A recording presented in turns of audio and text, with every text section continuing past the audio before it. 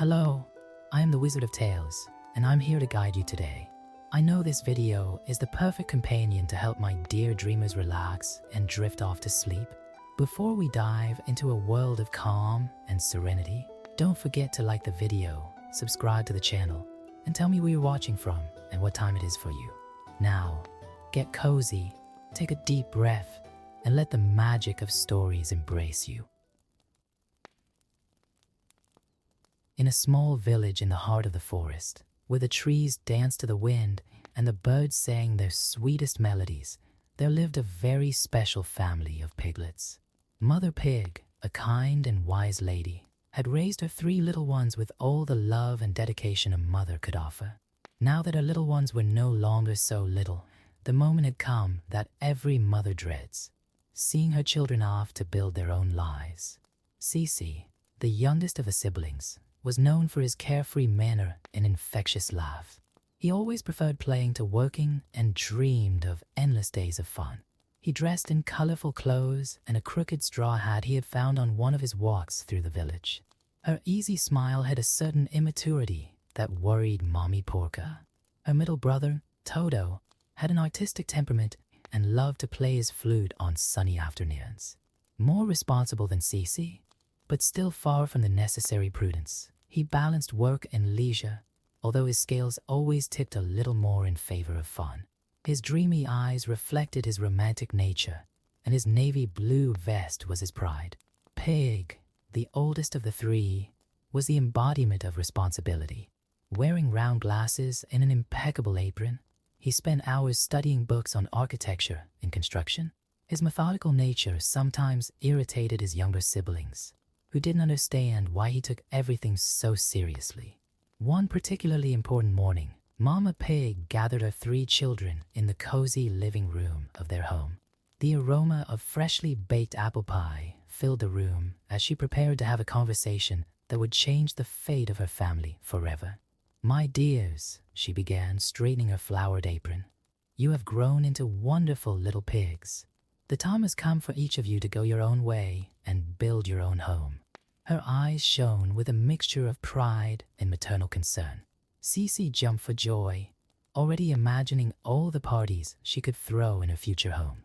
Toto began strumming his flute, mentally composing his song about independence.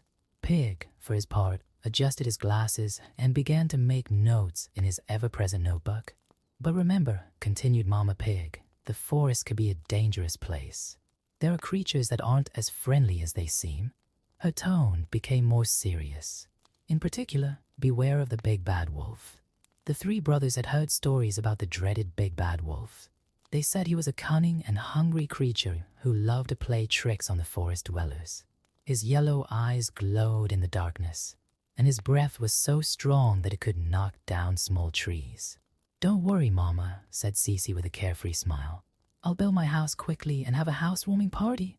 I'm going to make it a nice, cozy house," added Toto, playing a few happy notes on his flute, "with a special place for my musical performances." Pig just shook his head, worried about his brother's carelessness. "A house needs to be strong and secure," he commented. "It's not something you build overnight." Mama Pig gave each of them a small bundle containing provisions and basic tools. Then she hugged them at length, her silent tears wetting the soft fur of her cubs. "Always remember what I have taught you," she said. "Work hard and help each other." The next morning, the 3 brothers set off in different directions through the forest, each carrying their belongings and dreams. The sun rose lazily through the trees, painting the sky in shades of pink and orange, as if nature itself was blessing this new journey. As they walked along, they didn't notice a pair of yellow eyes watching them from afar. Hidden among the shadows of the oldest trees in the forest, the big bad wolf was licking his lips in anticipation of the feast that those 3 chubby little pigs would provide. The forest, apparently peaceful that morning, held its own secrets and dangers. The ancient trees whispered stories of other animals who had underestimated the threats that resided there. The wind carried not only the dry leaves, but also the echoes of unheard warnings. And so began the great adventure of the 3 little pig brothers, each going their own way, each about to learn valuable lessons about responsibility, hard work, and perseverance. What they didn't yet know was that their choices in the coming hours and days would define not only the kind of home they would have, but also the kind of piggies they would become. Meanwhile, deep in the forest, the big bad wolf was plotting his evil plans, patiently watching the three brothers' every move. His sinister laugh echoed softly through the trees, promising to turn this adventure into something far more challenging than any of the little pigs could have imagined. The sun was already high in the sky when Cece, the youngest of the brothers, found an open field full of golden straw. Her eyes lit up at the discovery, and a mischievous smile appeared on her rosy muzzle. "Perfect," he exclaimed, straightening his crooked straw hat. "With all this straw, I can build my house in no time and still have time for a nap." Meanwhile, not far away, Toto wandered through the forest playing his flute, enchanting the birds that followed him. His footsteps led him to a clearing where several tree trunks had been blown down by a recent storm. "What luck," he thought, stowing his flute in the pocket of his navy blue vest. "This will be perfect for my musical house." Pig, for his part, walked methodically, consulting a map he had drawn during his research. He was looking for the ideal spot, near a water source on firm ground and with good visibility. After a few hours of meticulous searching, he found exactly what he was looking for: an elevated spot near a crystal-clear stream with a small deposit of clay perfect for making bricks. Cece worked with haste and carelessness, gathering large bundles of straw and tying them together clumsily. "The quicker I finish, the more time I'll have to play," he hummed as he stacked the straw anyway. In a few hours, he had built something that vaguely resembled a house, an unstable structure that swayed in the slightest breath of wind. Toto devoted a little more time to its construction. Between musical breaks, he sawed logs and stacked them, creating walls that, although not perfectly aligned, seemed reasonably firm. He even created a small stage in one corner of the house, where he could perform his concerts for the forest dwellers. In the area he had chosen, Pig began his meticulous work. First, he prepared a kiln to fire the bricks he would mold from the local clay. "One bad brick can compromise the whole structure," he muttered to himself, carefully measuring each block before firing it. The big bad wolf watched each of the brothers from a distance, surprised by the different approaches they took. His yellow eyes shone with satisfaction as he saw the fragility of Cece's house. "That'll be my appetizer," he thought, licking his lips. Toto's house didn't look very challenging either, but Pig's dedication irritated him deeply.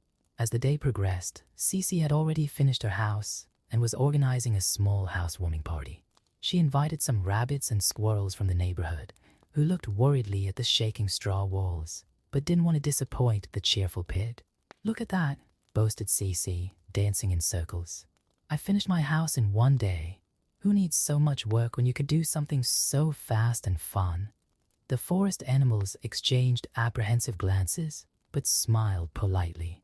Toto was also making progress with his construction, albeit more slowly. In between hammering, he often stopped to play his flute, claiming that music helps the wood fit together better. His house was beginning to take shape, with irregular windows and a door that creaked melodiously. While his younger brothers could already see the end of their work, Pig was still in the early stages of construction. Each brick was carefully inspected before being laid, and the foundation was measured and remedied to ensure total stability. At night, when Cece was sound asleep in her straw bed and Toto was strumming the last notes of the day on his flute, Pig was still working by lamplight, consulting his books and making precise calculations for the next day. The big bad wolf, hiding in the shadows, watched everything with growing impatience. The straw house would be his first visit, that was for sure. After that shabby wooden structure wouldn't last long. As for the brick house, well, he'd have to think of something special for that one. The next few days brought more of the same. Cece enjoying her new life off, organizing parties and playing games. Toto alternating between working on his house and giving small concerts for his admirers in the forest. And Pig, methodical and tireless, continuing his construction brick by brick. The wind whispered between the ancient trees of the forest, carrying with it the omen that soon those three different approaches to life would be put to the test. The dark clouds that were beginning to form on the horizon seemed to echo the approaching thread. but only Pig seemed to notice the signs of danger. Mother Pig, in her house in the village, looked out of the window every night, thinking of her 3 cubs. Her maternal heart knew that challenges awaited them, but she also trusted that the lesson she had tried to teach them would eventually make sense, even if the hard way. And so, as the moon rose in the starry sky, 3 different fates were being sealed. One by haste and carelessness, another by partial dedication, and the third by prudence and perseverance. What none of the brothers knew was that their choices would soon be tested in the most dramatic way possible. The morning arrived with a different air in the forest. The wind blew stronger than usual, and the dark clouds on the horizon announced that changes were to come. The big bad wolf, who had been patiently waiting for the right moment, decided it was time to put his plan into action. Cece was in his straw house, lying in a makeshift hammock, humming nonchalantly. After a few days, this house was already showing clear signs of deterioration. Parts of the roof were beginning to crack, and the walls were shaking every time a strong breeze blew through. Knock, knock, knock. The sound echoed through the fragile structure, making Cece jump with fright. "Who's there?" he asked, his voice shaking slightly. "It's me, a tired traveler in need of shelter," replied a gruff voice from outside. It was obviously the big bad wolf trying to disguise his voice. Cece, despite being carefree, remembered her mother's warnings. "I'm sorry," she replied, "but I can't open the door to strangers." The big bad wolf, losing patience, revealed his true nature. "Then I'll blow and blow until your house falls down." And, filling his huge lungs with air, he blew as hard as he could. The straw house didn't stand a chance. With a single powerful blow, the structure crumbled like dust in the wind. Cece, in a panic, barely had time to grab her hat before she was running towards her brother Toto's house. "Toto, Toto, open the door," screamed Cece, desperately banging on the door of the wooden house. Her brother, who was rehearsing a new tune, quickly let him in. "What happened?" asked Toto, worried by his little brother's agitated state. "The big bad wolf. He destroyed my house with one blow," explained Cece, still panting.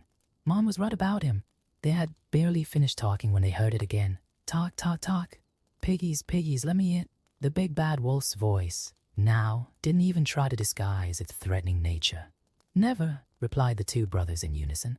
"Then I'll blow and blow until this house falls down." The wolf filled his lungs again, this time needing 2 powerful blows to make the wooden house start to give way. The boards creaked, the windows shook, and with a third devastating blow, Toto's house began to collapse. The 2 brothers, holding only Toto's flute and Cece's hat, ran towards Pig's brick house. Meanwhile, Pig continued his methodical work, now finishing off his sturdy building. He had installed a sturdy chimney, windows with reinforced locks, and a solid oak door. "Pig, Pig, please let us in," his brothers shouted in desperation, banging frantically on the door. Pig, who had expected something like this, quickly opened the door for his brothers and locked it again. "Are you all right?" he asked, adjusting his glasses as he examined his frightened siblings. "The big bad wolf destroyed our houses," explained Toto, still shivering. He blew and blew until they fell down.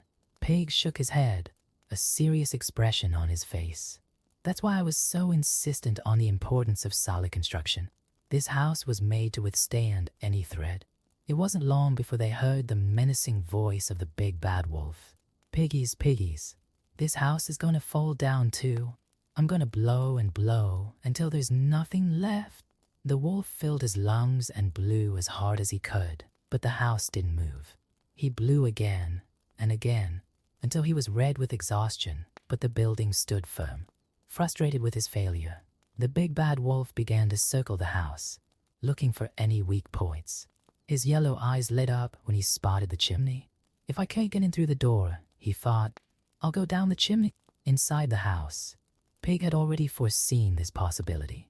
He quickly instructed his brothers to help him with his plan. While the wolf climbed onto the roof, they lit a large fire in the fireplace and put a huge cauldron of water on to boil. The big bad wolf, confident in his new plan, began to climb down the chimney, imagining that he would take the 3 little pigs by surprise. What he didn't expect was the cauldron of boiling water that awaited him.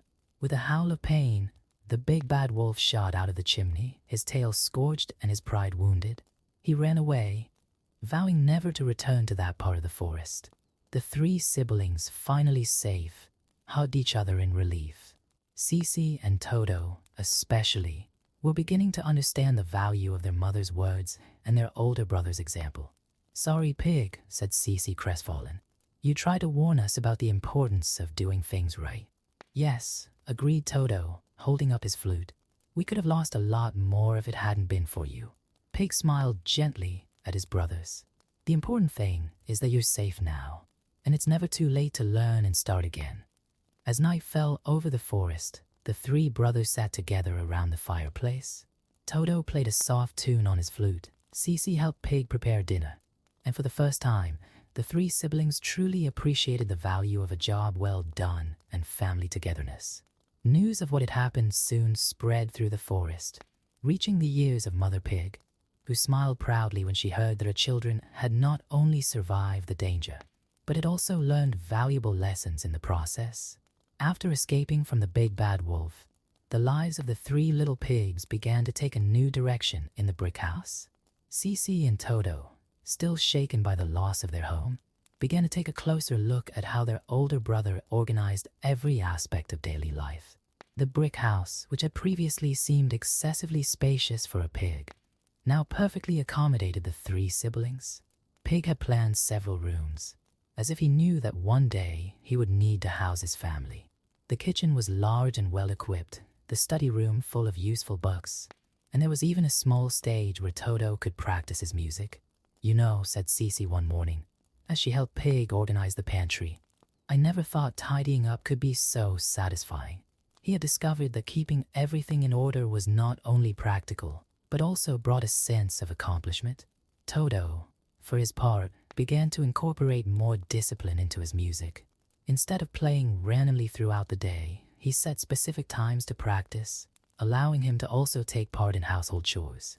"Music sounds better when you have a purpose," he commented, after helping to build a new fence around the house. Pig watched the changes in his brothers with silent satisfaction. Although the situation that brought them together was frightening, it provided a unique opportunity to grow together. He began to teach his brothers about construction, sharing his knowledge in a patient and methodical way. One day, while they were working together on the garden they had started, they heard a commotion coming from the forest. It was a group of animals running scared. "The big bad wolf," they shouted. "He's back and angrier than ever." The three brothers looked at each other worriedly. Apparently, the wolf hadn't given up completely. Pig quickly led everyone into the house, including the frightened animals seeking refuge. "We needn't fear," said Pig, adjusting his glasses. "This house was built to withstand any threat." Even so, they could see that the wolf had changed his tactics. Instead of attacking directly, he began to circle the area, intimidating the forest dwellers and isolating the house. Cece, who would have hidden in fear before, now showed new courage. "We can't let him terrorize our forest friends," he declared, surprising his brothers with his determination. Toto agreed, his flute firmly held in his paws. "We need to come up with a plan to protect not just us, but the whole community." The three brothers gathered in the study room, where Pig kept his precious books and projects. Together, they began to develop a plan that combined Cece's creativity, Toto's musicality, and Pig's ingenuity. Over the next few days, they worked tirelessly. Pig taught his brothers how to build small safe havens scattered around the forest, using simplified but efficient techniques. Cece, with her sociable nature, organized the animals into groups for surveillance and mutual support. Toto developed a system of musical signals that could alert everyone to the wolf's presence. The transformation of the three brothers was remarkable. Cece, once so carefree, now responsibly led the teams building the shelters. Toto uses music not just for entertainment, but as a vital communication tool. And Pig, always so focused on his own projects, was learning to adapt his knowledge to help others. Mama Pig, who occasionally visited them, could hardly believe how much her children had changed. "You've grown so much," she said with tears in her eyes during one of her visits. not just in skill, but in wisdom and compassion. News of the three little pigs' actions spread through the forest. Other animals began to seek them out, asking for advice on how to protect their own homes. The brick house became a center of learning and cooperation. The big bad wolf, realizing that his bullying was no longer having the same effect, began to show signs of frustration. His nocturnal howls sounded more like wails than threats, and his presence, once so feared, began to seem more pathetic than frightening. One night, as the three siblings were getting ready for bed, Cece made an interesting observation. "You know, I used to think that building a house was just about having a place to live. Now I understand that it's about creating a safe place not just for us, but for everyone who needs help." Toto, softly strumming his flute, added, "And it's not just about the physical structure. It's about building relationships, trust, and community." Pig smiled, proud of how his brothers had matured. "Exactly. And the stronger we build those bonds, the harder it will be for any big bad wolf to defeat us." The full moon shone through the reinforced windows of the brick house, illuminating the three brothers who, united, had found a strength that none of them possessed individually. What had begun as a story of survival was turning into a lesson in the power of unity and perseverance. And as the wind blew gently outside, carrying with it the last notes of Toto's lullaby, the three brothers knew that there were still more challenges ahead. But now, they were prepared to face them together, stronger and wiser than ever. The transformation of the forest was visible to everyone who lived there. What had once been a place of fear and mistrust had now become an example of cooperation and community strength. The three little pig brothers had not only overcome their own differences, but had also inspired a profound change in the whole community. One particularly hectic morning, while Pig was supervising the construction of yet another community shelter, Cece ran up to him with alarming news. "Pig, the squirrels in the northern region have just reported that they've found the big bad wolf wounded in a hunter's trap." Toto, who was nearby teaching a group of young rabbits to use his musical alert system, quickly joined the brothers. The three of them looked at each other thoughtfully. The big bad wolf, their old enemy, was now in danger. "What should we do?" asked Toto, his flute resting restlessly on his paws. "After everything he's done to us?" Pig adjusted his glasses, a serious expression on his muzzle. "We can't ignore someone in danger, even if they are our enemy. Mom always taught us about compassion, remember?" Cece, who had matured so much, nodded. "Pig is right. Besides, maybe this is an opportunity to show Lobo that there is a better way to live." The three brothers quickly organized a rescue team. Pig brought his first aid kit, Toto prepared a makeshift stretcher, and Cece gathered some of the strongest animals in the forest to help with transportation. When they found Lobo, the scene was heartbreaking. He was thin, his once lustrous fur was now dull, and his hind paw was caught in a cruel trap. When he saw the three little pigs approaching, his yellow eyes widened with a mixture of fear and shame. Have you come to laugh at me?" he asked, his voice hoarse and weak, very different from the powerful howls of yesteryear. "No," replied Pig gently, approaching with care. "We've come to help." The wolf remained silent as the brothers worked together to free him from the trap. Pig used his technical knowledge to dismantle the mechanism, while Toto softly played his flute to calm the wolf, and Cece organized the other animal for transport. "Why are you helping me?" asked the wolf, confused, as he was carefully placed on the stretcher. "After everything I've done." "Because it's the right thing to do," replied Cece simply, a wisdom in her voice that would have surprised her younger self. They took the wolf to the brick house, where Pig had prepared a space for his recovery. Over the next few days, the three brothers took turns caring for their old enemy. Toto played soft music to help him sleep. Cece told stories to distract him, and Pig tended to his wounds with precision and patience. Gradually, the wolf began to change. Not only was his paw healing, but something in his heart was also transforming. He watched with growing admiration as the three brothers worked together, as the forest community respected them, and as everyone seemed happier in this new way of life. "I never understood it," he confessed one evening as the four of them shared a meal. "I always thought I needed to terrorize others to be strong. But you You're stronger together without having to scare anyone. Mother Pig, who visited often, smiled as she saw the transformation not only of her children, but also of her former adversary. Sometimes, she said wisely, our greatest lessons come from the most unexpected places. As the wolf recovered, he began to take part in community activities. His strength, once used to destroy, now helped to build new shelters. His knowledge of the forest became invaluable for establishing safe routes and identifying dangerous areas. One day, while everyone was working together on a new community project, Pig observed something extraordinary. Cece was teaching basic building techniques to a group of young animals. Toto was coordinating a choir that included all kinds of forest creatures. And the wolf was using his strength to help carry building materials, with a genuine smile on his muzzle. Who knew, Pig commented to himself, that decision to build a brick house would lead us here?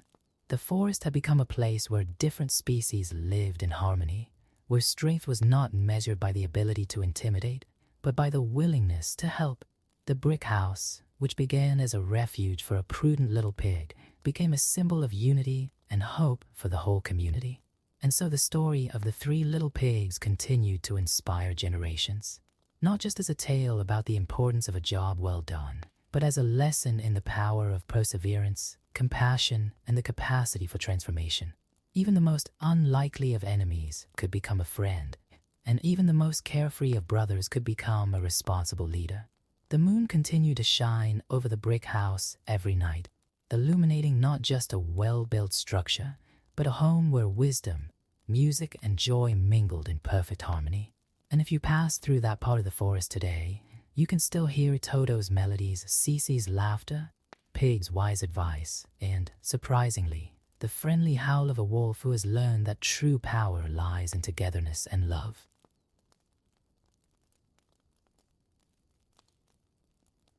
In Mr. Nicolaus' little toy store, where the dust danced gently under the golden rays that came through the old windows, a very special box awaited its fate. Inside it, 25 little lead soldiers rested neatly, all cast from the same mold, except for one small detail that would make all the difference. The last little soldier had been born with only one leg. Little Joao, the town doctor's only son, was turning 8 that fall afternoon, and his eyes lit up when he received the box of little soldiers as a present. His mother, always attentive to detail, had chosen that particular set after noticing how the little boy was enchanted by the stories of bravery and honor that his father used to tell him before bedtime. When he got home, Joao ran to his room, a magical space where toys of all shapes and colors lived together in perfect harmony. On top of the old wooden chest of drawers, next to the window, a delicate cardboard castle housed a graceful ballerina. She stood in eternal balance on a single leg, the other extended backwards in a perfect arabesque, her arms delicately arched above her head, as if she were about to begin her dance. John carefully arranged the little soldiers in formation on the same chest of drawers, creating a guard of honor that stretched from the castle to the edge of the cabinet. The one-legged soldier, being different, was placed in the last position, from where he had a privileged view of the dancer.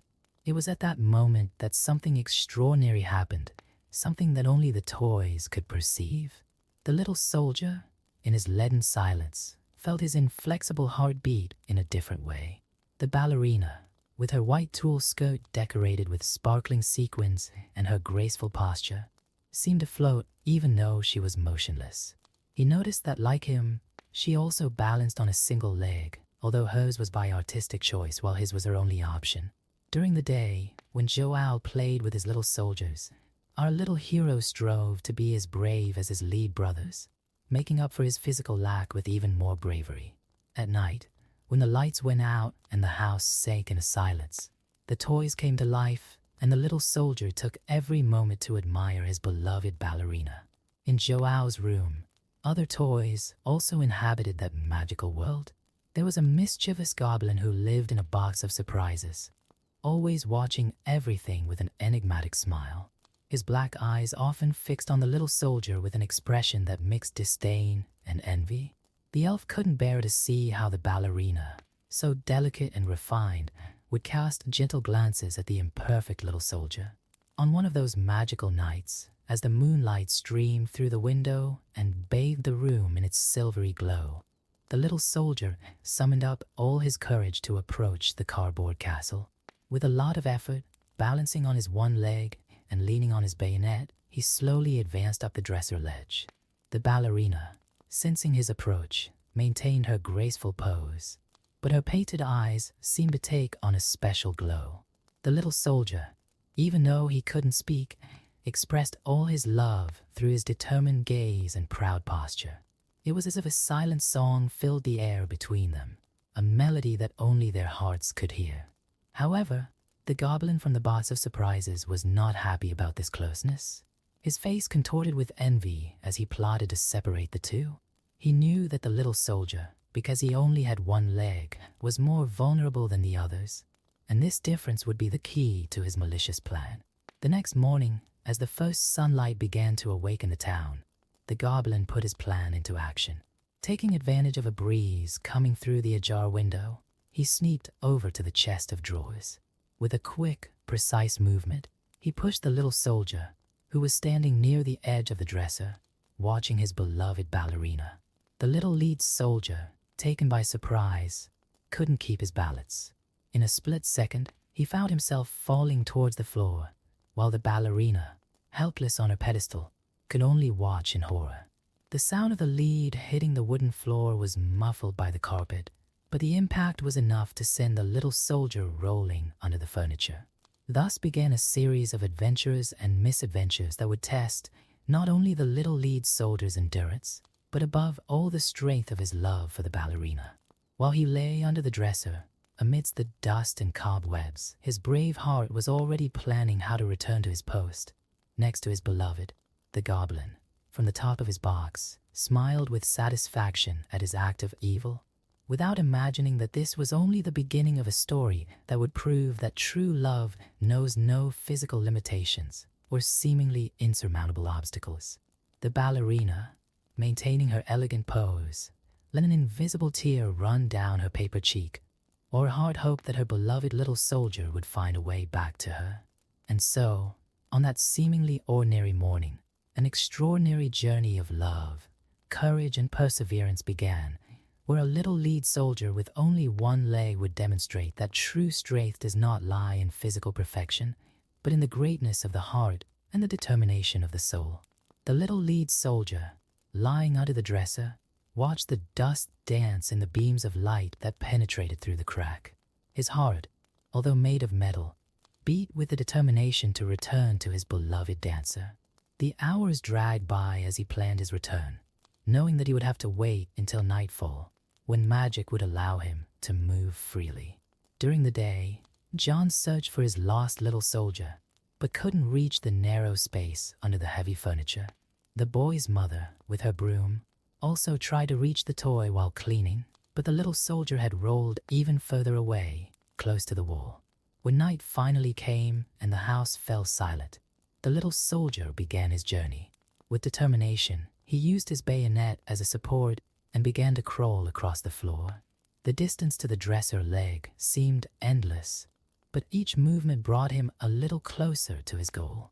High above, the ballerina maintained her graceful pose, but her eyes were fixed on the darkness below, waiting for a glimpse of her beloved little soldier.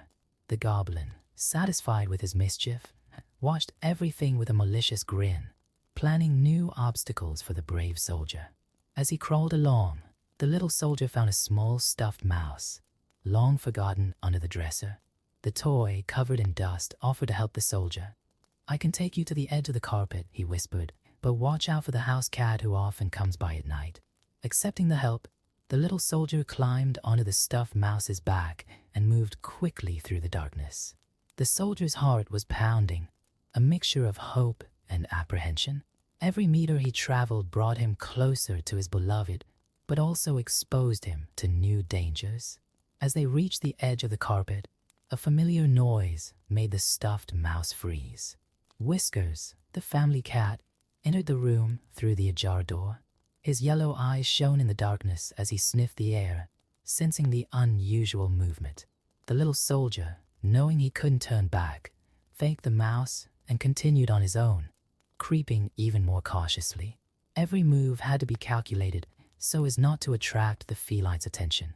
The wooden floor, with its gaps and irregularities, made the journey even more challenging. From her elevated position, the dancer watched the scene with a heavy heart. She wanted to scream, to warn her beloved of the danger that was approaching, but her paper voice produced no sound. The goblin, on the other hand, took the opportunity to create more confusion. With one swift movement, he dropped a small marble which rolled across the floor, making a soft noise, but enough to attract Mustache's attention. The cat, intrigued, began to approach the spot where the little soldier was. In a moment of pure instinct, the little soldier threw himself into a crack in the floor, just in time to avoid the feline's curious paws. There, squeezed between the wooden planks, he could feel his leaden heart beating fast. The darkness was complete, but his determination remained unshaken. The little soldier had to wait patiently until Mustache lost interest and moved away. During this time, he thought of the ballerina, her delicate smile, and her infinite grace. It was this thought that gave him the strength to carry on, even when everything seemed to be conspiring against him. When he finally managed to get out of the crevice, the little soldier realized that he had been dragged along by the current of air passing under the floor. Now he was in a different room, the living room, even further away from his beloved ballerina. The moonlight coming through the living room window revealed a new world of challenges. Huge pieces of furniture cast mysterious shadows, and the silence was occasionally broken by the nocturnal noises of the house. The little soldier knew he would have to cross all this unknown territory to get back to John's room.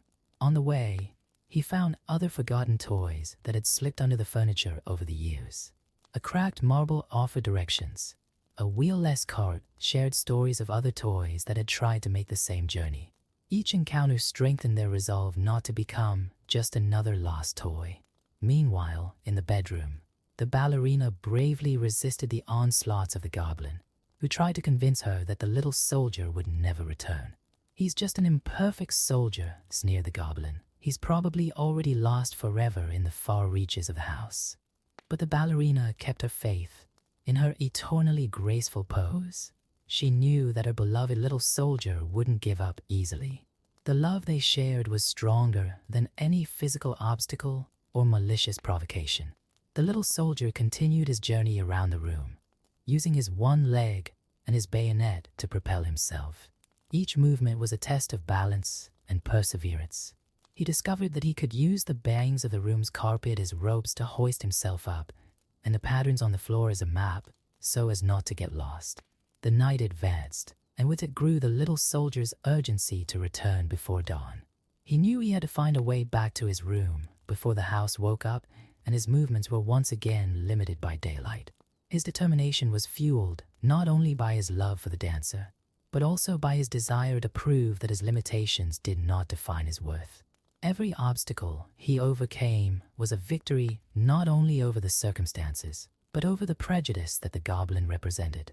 And so, the little lead soldier continued his journey through the sleeping house, his heart full of hope and courage, while the ballerina, in her eternal arabesque, patiently awaited his return. The night still held many adventures and challenges, but true love has the power to illuminate even the darkest paths. The little lead soldier finally managed to find an opening that led to the kitchen, where the black and white tiled floor formed a giant tray under his feet. Dawn was approaching when he spotted something that made his metal heart freeze. A small gap under the back door, through which a stream of air was inexorably sucking him in. He tried to resist, but his one leg couldn't find enough support on the wax tiles.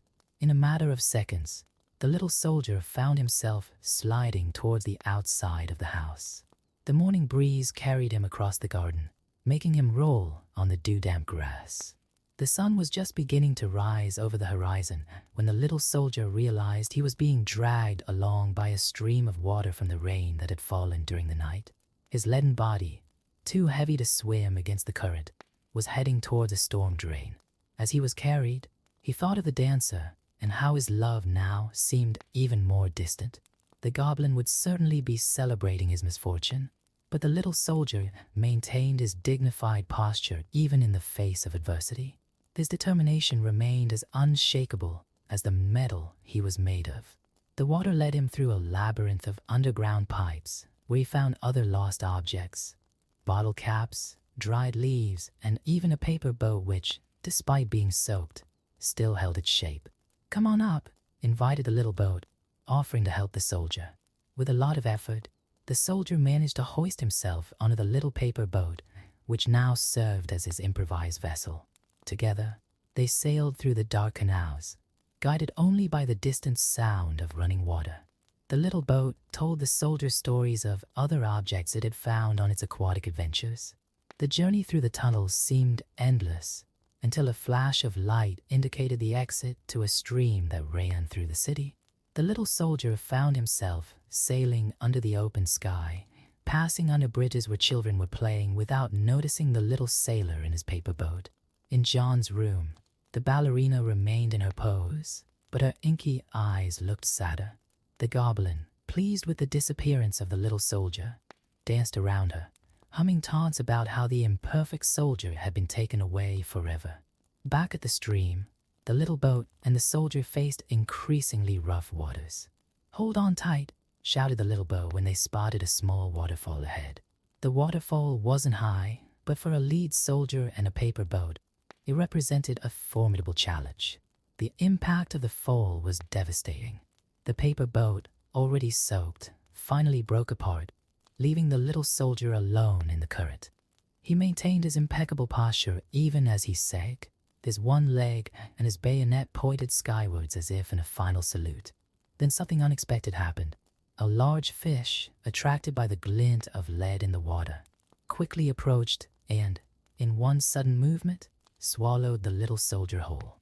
In the dark interior of the fish, the little soldier kept his composure, thinking that even this seemingly hopeless situation could prove to be an opportunity. The fish, satisfied with its metallic meal, swam peacefully down the stream until it reached the town market, where it was picked up by a shopkeeper.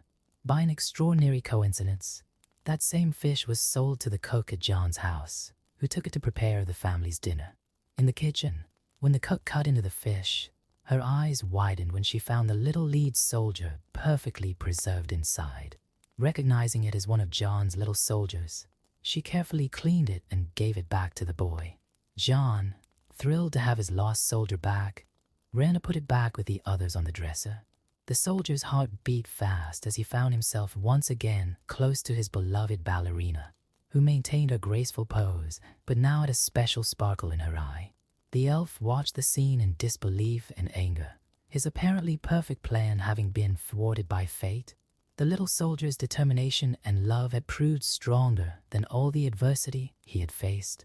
That night, when everyone was asleep, the little soldier told the other toys about his adventure. The ballerina listened attentively to every detail, her paper heart overflowing with joy at having her beloved back. The goblin, defeated, retreated to the bottom of his box, planning his next attempt to separate the lovers. But the little soldier and the ballerina knew that their love had been strengthened by their trials. Every obstacle they overcame was proof that true feelings know no limits, be they physical or imposed by others. The little one-legged soldier had shown that true strength lies in the heart, no matter what material it is made of.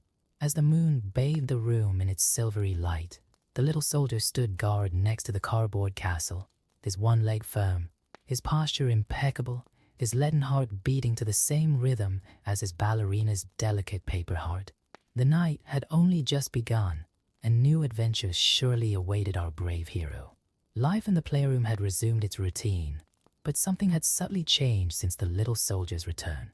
The ballerina seemed to dance even more gracefully when night came, and her gaze met the little soldier's with an intensity that made the other dolls sigh with admiration. The goblin, however, had not given up his evil plans. For days, he silently watched the couple in love, studying their movements and waiting for the perfect moment for his revenge. His opportunity came on a particularly cold night when the family lit the fireplace in the living room to ward off the chill. John had brought some of his toys to play with by the cozy fire, including the little soldier and the ballerina. The boy created an elaborate story in which the brave soldier protected the delicate dancer from imaginary dangers. When sleep came, John was put to bed, leaving his toys on the side table in the living room. It was then that the goblin put his cruelest plan into practice. Taking advantage of a sudden gust of wind that came through the poorly closed window, he pushed the little soldier towards the flames of the fireplace. The little lead soldier, taken by surprise, felt the intense heat approaching his metallic body. The ballerina, witnessing the imminent danger, did something she had never done before. She broke her eternal pose. In one graceful, desperate movement, she launched herself towards her beloved, her paper skirt fluttering like wings. Her gesture of unconditional love, however, ended up sealing her own fate as a spark leapt from the fireplace, hitting her delicate garment. The other toys watched in horror as the flames began to consume the paper and tulle that made up the ballerina. The little soldier, even as he felt his own leaden body begin to melt from the intense heat, kept his eyes fixed on his beloved. At that moment, there was no longer any difference between them. They were just two souls united by the purest love. The elf, realizing too late the magnitude of his evil, tried to help, but the fire had already taken on irreversible proportions. The flames danced around the couple, creating ghostly shadows on the walls of the room. It was as if the fire itself was paying a final tribute to the gracefulness of the ballerina and the bravery of the little soldier. As his leaden body slowly melted, the little soldier kept his impeccable posture, his one leg steady until the last moment. The dancer, for her part, returned to her characteristic pose, as if performing her final dance in the flames that were consuming her. Their eyes remained fixed on each other, communicating without words all the love they shared. The heat from the fireplace turned the little soldier's lead into a small, shiny puddle, while the ballerina's ashes danced in the air like little black snowflakes. The other toys swore they saw, for a brief moment, two silhouettes rising from the flames, dancing together in perfect harmony, finally free of all physical limitations. The next morning, when the maid went to clean the fireplace, she found something extraordinary among the ashes. A small lead heart, perfectly formed from the little soldier's molten metal. Next to it, mixed in with the ballerina's ashes, a delicate piece of paper in the shape of a star had survived the flames, as if fate itself wanted to preserve one last vestige of that transcendental love. John was deeply saddened to discover the fate of his beloved toys, but there was something poetic about the way they left together. The elf, consumed by guilt, was never the same again. His mischievous smile disappeared, replaced by an expression of eternal regret. The other toys in the room turned the story of the little soldier and the ballerina into a legend, told in whispers on silent nights. They talked about how true love knows no limitations, about how courage and devotion can overcome any obstacle, even death itself. On particularly quiet nights, when the full moon bathed the room in its silvery light, some toys would swear they saw two shadows dancing gracefully on the dresser, in the exact spot where the cardboard castle used to stand. It was as if the little soldier and the ballerina had found a way to continue their love story, transcending the barriers of the material world. The little lead heart and the paper star were carefully kept by John in a small music box, which played a soft waltz tune. Every time he opened it, the boy remembered the story of the imperfect little soldier who proved to be the most perfect of lovers, and the ballerina who chose love above all else. And so, even after its seemingly tragic end, the story of the one-legged soldier and his ballerina lived on, inspiring others to believe in the transformative power of true love. For, as the wisest toys used to say, it's not the physical shape that defines the greatness of a heart, but its capacity to love unconditionally. Years had passed since that fateful night, and John's room had changed considerably. The boy had grown up, and many of his old toys had been put away or given away, but the little music box containing the lead heart and the paper star remained on his desk, like a precious treasure he refused to forget. One fall afternoon, similar to the one when the little soldier had first arrived at the house. John, now a young man, found his own 5-year-old son, Pedro, gazing curiously at the music box. The boy's eyes shone with the same intensity as his own had done so many years ago. "Dad, what is this box?" asked Pedro, his small hands gently touching the carved surface. John smiled and sat down next to his son. As he opened the box, the soft melody of a waltz filled the room, and the two small objects, the lead heart and the paper star, seemed to take on a special glow in the evening light. "This, my son, is the most extraordinary story I've ever known," John began, his eyes lost in memories. And so he shared with Peter the saga of the one-legged soldier and his beloved ballerina. The boy listened attentively, his eyes wide with fascination at each new twist in the narrative. While John was telling the story, something magical began to happen in the room. The light of the setting sun, filtering through the window, cast dancing shadows on the walls, and the melody of the music box seemed to take on new, deeper, and more meaningful notes.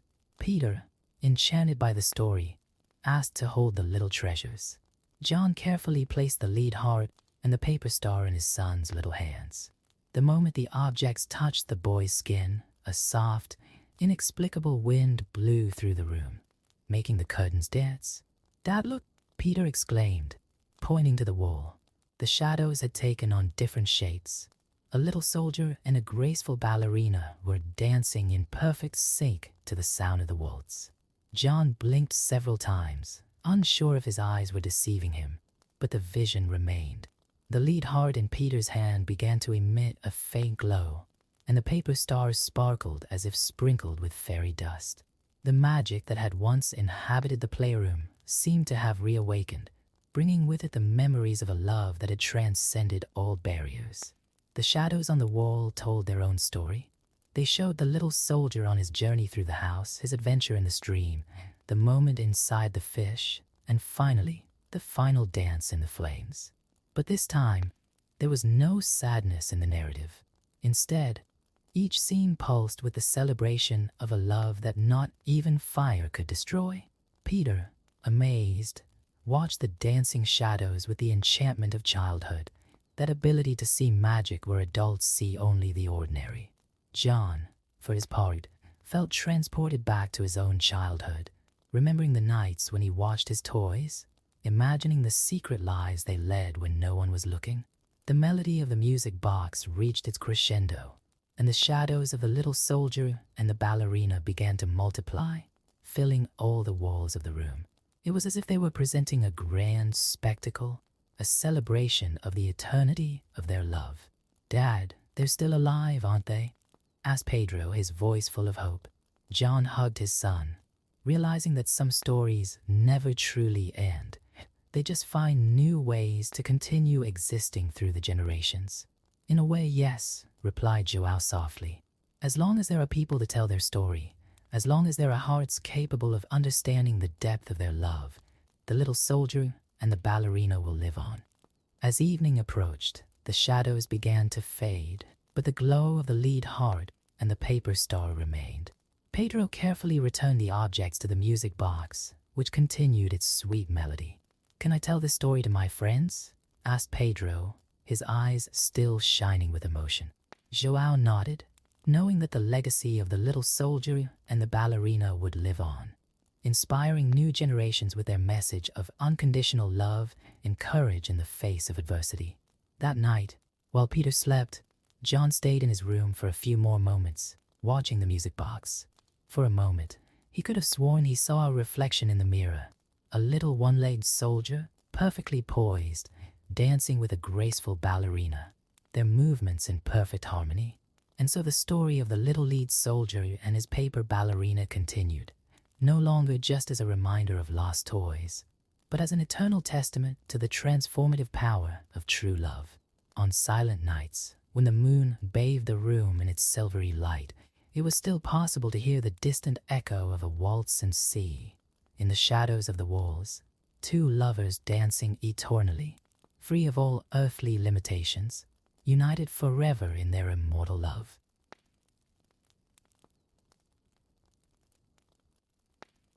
In the depths of time, when the world was still young and the boundaries between heaven and water were less defined, there was a vast expanse of ocean that stretched endlessly in all directions. Above it, suspended between silvery clouds and swirls of celestial light, hovered the kingdom of heaven, where the people of heaven lived in harmony, cultivating luminous trees and harvesting stars as if they were ripe fruit. Among the inhabitants of the kingdom of heaven lived Ayanwatha, a young woman with a restless spirit and insatiable curiosity. Her long black hair danced in the wind as she walked through the heavenly gardens, always wondering what lay beyond the borders of her world. A few moons pregnant, Ayanwatha carried in her womb not only a new life, but also the weight of a destiny that would forever change the history of two worlds. On that particular morning, while picking heavenly flowers for a ritual of thanksgiving, Ayanwatha noticed something different. An ancient sacred tree, which had provided sustenance for her people for generations, began to lean dangerously. Its roots, once firmly anchored in the heavenly soil, were now gradually loosening, creating an opening that was growing larger by the moment. Moved by her curious nature, Ayanwatha approached to examine the phenomenon. It was then that fate decided to weave its mysterious paths. As she leaned over to get a better look at the opening, Ayanwatha lost her balance. In an instant that seemed eternal, her body broke through the veil between the worlds, and she began her fall towards the vast ocean below. In the deep waters, the aquatic inhabitants noticed the disturbance on the surface. Great otters emerged first, their watchful eyes fixed on the figure descending from the heavens.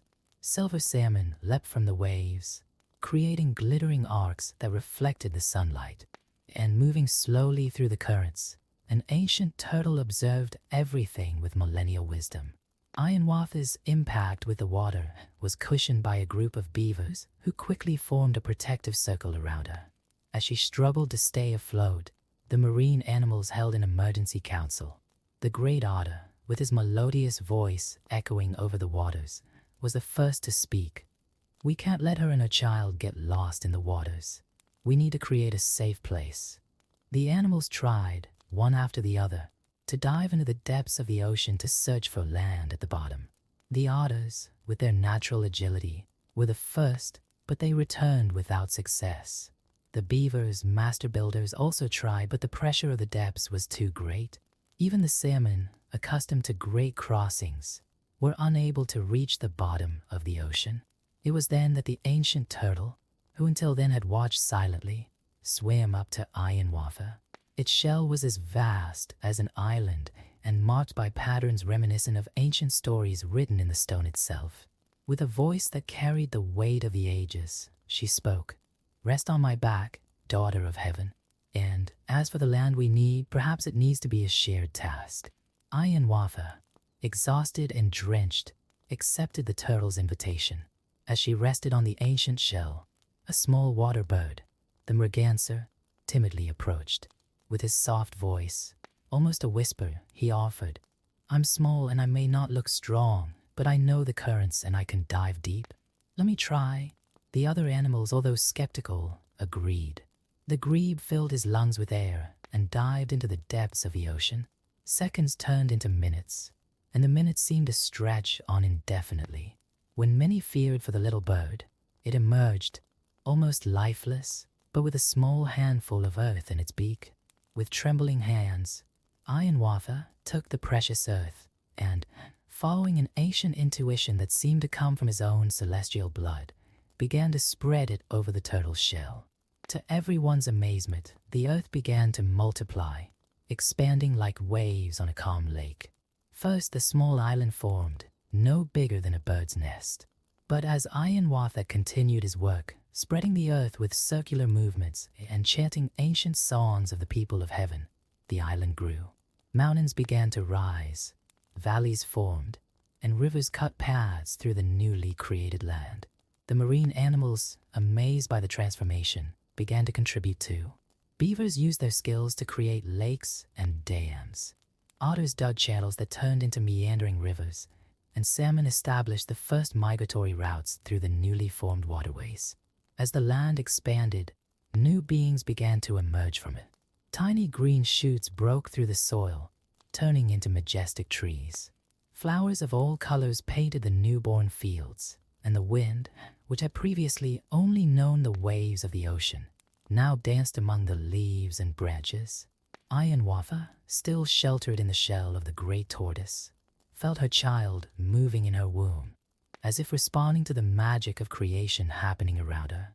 She knew in her heart that this new world she was helping to create would be home not only to her son, but to countless generations to come. Night fell over the new land, the first night that soil would ever know. The stars, which Ayanwatha had once harvested like fruit in the kingdom of heaven, now shone distantly in the firmament, like lanterns guiding the way to a future that was still uncertain.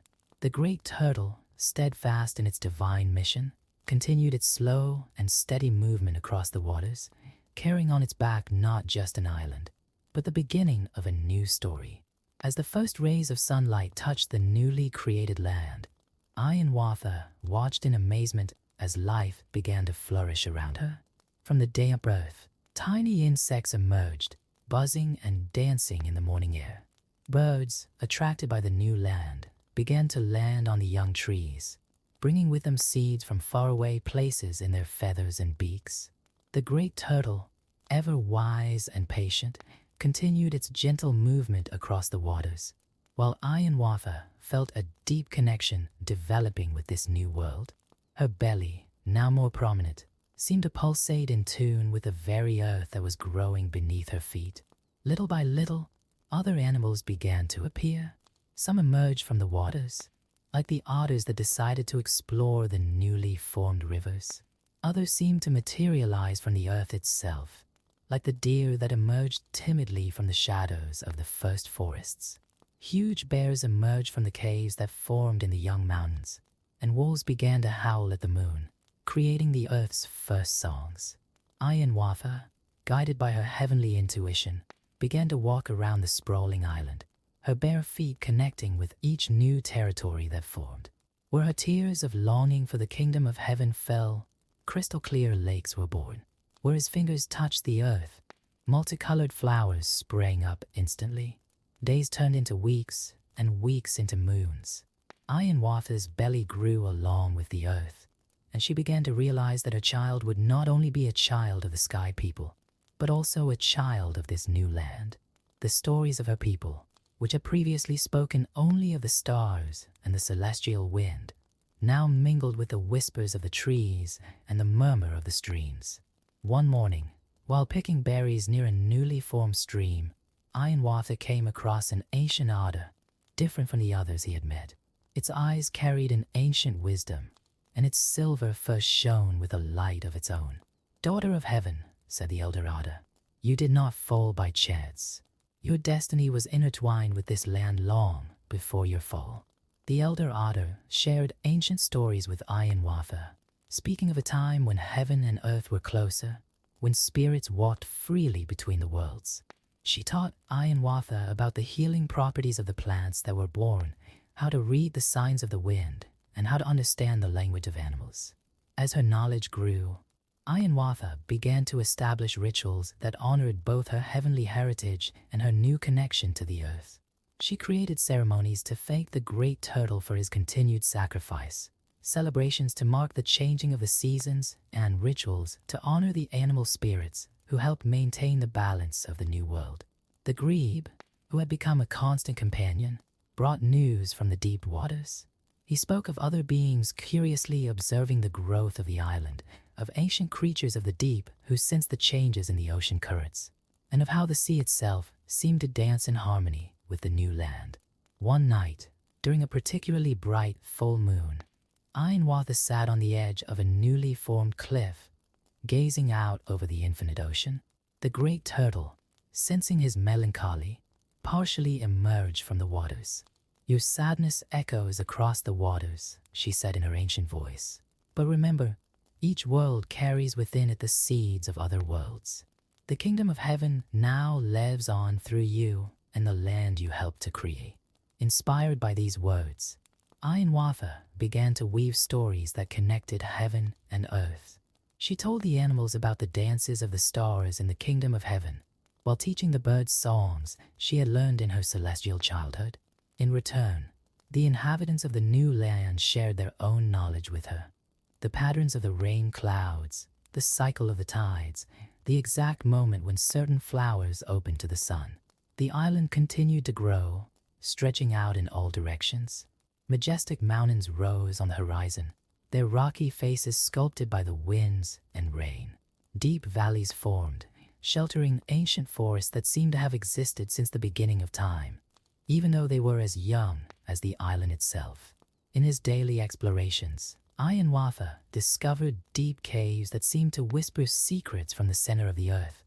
Vast prairies where the wind danced with the tall grass, and mysterious swamps where strange lights glowed at night. Each new territory brought with it its own guardians and stories. The animals, realizing the importance of their role in this new world, began to organize themselves into communities. Beavers built dams that created new habitats for fish and waterfowl. Wolves established territories that helped maintain the balance of deer populations.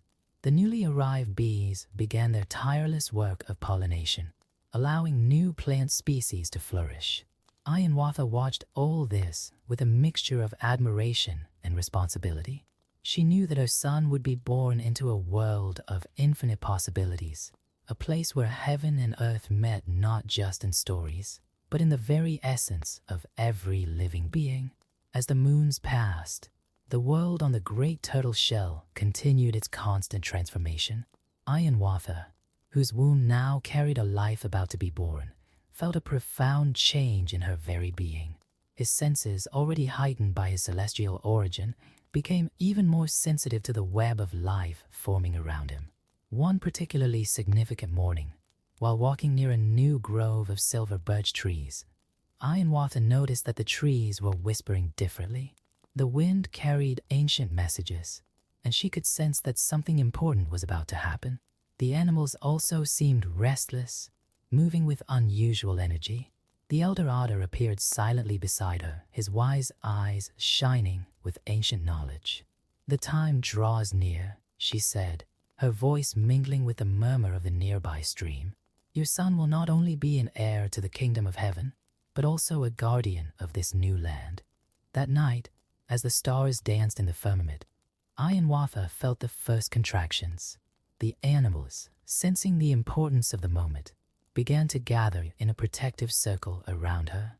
The great turtle partially emerged from the waters, creating a small protected bay where the birth could take place safely. The otters brought soft moss to create a comfortable nest, while the beavers quickly built a shelter with twigs and leaves to protect Ianwatha from the night serene. The merganser, faithful as ever, dived into the depths to search for luminescent pearls that softly illuminated the place. Throughout the night, as Ianwatha worked to bring her son into the world, the earth itself seemed to respond. Night flowers opened, releasing soothing fragrances, and a soft aurora borealis danced in the sky, as if the kingdom of heaven was sending its own blessing. Finally, with the first rays of the sun, a loud cry cut through the morning air. Ianwatha's son was born, a boy with eyes that reflected both the brilliance of the stars and the depth of the ocean. She named him Ianhoka, which means he who unites the worlds. The days that followed were ones of great celebration.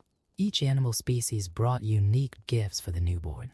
The birds offered their most beautiful feathers, the bears brought golden honey, and the foxes taught him his first lullabies. As Ianhoka grew, the island continued to expand. New creatures emerged from the waters and the land, each finding their place in the delicate balance of the world. Ianwatha watched her son develop extraordinary abilities. He could talk to animals from his earliest days, and where his little feet touched, medicinal plants sprouted instantly. The great turtle, who continued her constant movement, carrying the world on her back, became a mentor to young Ianhoka. During the evenings, she shared ancient stories about the time before time, when the elements were still learning to dance together. One day, while Ianhoka was playing on the beach with otter cubs, he made a surprising discovery. His small hands, playing in the sand, discovered strange patterns that shone with a light of their own. Ianwatha recognized them immediately. They were celestial writings, marks left by the people of heaven long before their fall. This discovery led to a new understanding of the island's nature. It wasn't just a new creation, but a place where old memories and new possibilities were constantly intertwining. Ianwatha began to teach his son both the traditions of the kingdom of heaven and the new knowledge he had acquired on earth. The seasons began to establish themselves more clearly. The first winter arrived bringing soft snow, transforming the landscape into a shimmering white blanket. Ianhoka, fascinated by the transformation, discovered that he could create small swirls of snow with a simple wave of his hands. The following spring brought with it an explosion of life even more intense than the previous ones. New species of flowers appeared, some with petals that shone like stars at night. The animals developed more elaborate mating rituals, creating dances and songs that echoed through the valleys. As Ianhoka grew, his connection with both worlds, heaven and earth, became more evident. He could see patterns in the clouds that predicted changes in the weather, and his laughter had the power to make flowers bloom out of season. But more important than his gifts was his ability to unite different creatures in harmony. The elder otter, observing the young man's development, commented to Ianwatha, "Your son is the bridge we needed. Through him, the stories of heaven and earth will no longer be separate, but part of a single grand narrative." The elder otter's words proved true when Ianhoka began to create his own rituals, combining elements from both worlds. He organized celebrations where birds and fish danced together in patterns that reflected the constellations above, while land animals sang melodies that echoed ancient celestial songs. The great turtle, ever attentive to the changes taking place on its back, felt a deep sense of satisfaction. The world it carried was becoming exactly what it should be, a place where different kingdoms of nature not only coexisted, but intertwined in a continuous dance of creation and renewal. It was during one of these celebrations that Ianwatha noticed something extraordinary.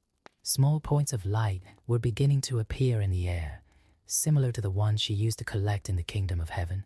They were star seeds, born spontaneously from the union between heaven and earth, promising new mysteries and wonders for the growing world.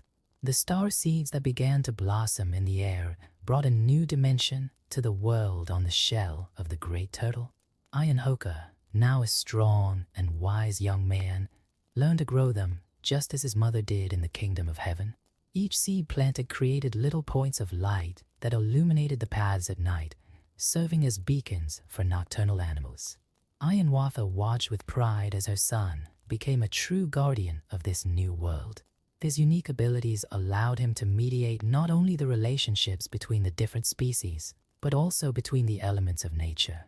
When very strong storms threatened to destroy the birds' nests, Ianhoka would sing ancient celestial melodies that calmed the winds. One day, as they walked along the beach together, Ianhoka noticed something different about the marks the ocean left in the sand. "Mother," he called out, pointing to the complex patterns that form naturally. "The waters are telling us a story." Ianwatha approached and recognized in the marks symbols similar to those his people used in the kingdom of heaven. The great turtle, which was close to the shore at that moment, partially emerged from the waters. "The worlds are drawing closer together," she explained in her ancient voice. "What was once separate is beginning to intertwine in new and unexpected ways." This revelation brought a new understanding of the island's purpose. It wasn't just a refuge or a new beginning, but a point of convergence where different realities could meet and create something entirely new. The star seeds were just the first sign of this union. Ianhoka began to devote more time to studying these natural patterns. He discovered that spiders' webs reflected the constellations above, that ants' movements followed celestial rhythms, and that tree roots grew in harmony with ocean tides. The elder otter, who continued to be a mentor to both mother and son, brought new wisdom. Every living being carries within itself an ancient memory, a connection to all the worlds that have ever existed and that will yet exist. Our task is to help awaken these memories. Inspired by these words, Ianhoka began to organize regular gatherings where all the island's inhabitants could share their stories and knowledge. The beavers taught building techniques that respected the natural flow of water. The bees shared secrets about communication through dance, and the wolves showed how their nocturnal songs maintained the balance of the forests. During one of these meetings, something extraordinary happened. While a group of birds were performing a ritual dance, their feathers began to glow with a light of their own, similar to the auroras that occasionally illuminate the night sky. It was as if a heavenly memory was awakening in their earthly bodies. Ayanwafa, witnessing this transformation, felt a deep emotion. She could see how the world she had helped to create was evolving in ways that exceeded her initial expectations. The island was no longer just a piece of land on a turtle shell. It was a living being in constant transformation, where each creature contributed to a greater symphony. The seasons continued their cycle, but now with new elements. During the winter, the falling snow carried tiny points of light, as if microscopic stars were descending from the sky. In spring, some flowers began to float a few centimeters above the ground, creating natural hanging gardens. A particularly remarkable phenomenon occurred during the summer solstice. The star seeds that Ayanhoka had planted began to multiply spontaneously, creating corridors of light that connected different parts of the island. The animals discovered that by following these illuminated paths, they could find sources of fresh water, safe places to build their nests, with the medicinal plants they needed. The great turtle, ever attentive to the transformations taking place on its back, began to adjust its movement according to these new energy patterns. Its gentle swimming created ripples in the waters that harmonized with the celestial lights, generating a kind of music that could be felt more than heard. Ayanwafa and Ayanhoka spent long nights talking about these changes, sharing observations and dreams. Each day brings a new wonder, said Ayanhoka, his eyes reflecting the brilliance of the stars both above and around them. It's as if the world itself is waking up to possibilities that have always existed, but were lying dormant. The elder otter, who now appeared less frequently, but always at significant moments, brought an important warning. With great power comes great responsibility. As the worlds draw closer, we must be careful to maintain balance. Not everything that is possible is necessary. These words led mother and son to establish new rituals of protection and gratitude. Before any new creation or transformation, they would meet with the elders of various species to carefully consider the impacts and benefits. Decisions were made not only with the present in mind, but with 7 generations in the future. Knowledge began to flow in both directions. Just as Ayanwafa had brought wisdom from the kingdom of heaven, now the earth offered its own lessons. The patterns on the shells revealed mathematical secrets. The behavior of ants taught about social organization, and even the tiniest dewdrops contained reflections of universal truths. Ayanhoka began to notice subtle changes in the great tortoise's behavior. Her movements, always smooth and constant, seemed to follow a new rhythm, as if she were responding to a song that only she could hear. The waters around the island danced in increasingly complex patterns, creating reflections reminiscent of ancient celestial writings. One morning, while meditating near the shore, Ayanhoka realized that she could understand the language of the waves. They spoke of distant places, of other lands that were beginning to emerge at the edges of the horizon, of ancient creatures that were awakening in the depths of the ocean. The island was no longer alone in the vast sea. It was now part of an expanding network of new life. Observing these transformations, Ayanwafa felt a familiar restlessness in his heart. It was the same feeling she had experienced in the kingdom of heaven before her fall. But this time, instead of fear, she felt a deep understanding forming. The world is growing, she explained to her son. Just as you have grown, just as the island itself has grown. It's the natural cycle of things. The star seeds that had begun to bloom spontaneously now formed living constellations that change with the seasons. During the winter, they grouped together in patterns that provided extra warmth for the animals. In spring, they dispersed to help pollinate the flowers. In summer, they created cooling air currents, and in fall, they guided migratory birds on their journeys. The elder otter appeared during a particularly significant sunset, for silver fur reflecting the colors of the sky. "The time of great change is approaching," she announced. "Just as your mother brought heaven to earth, now is the time for earth to respond to heaven." In the days that followed, extraordinary phenomena began to occur.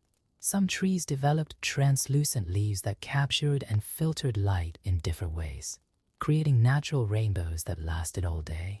Flowers began to emit soft music when touched by the wind, and some species of butterfly developed wings that looked like windows to other dimensions.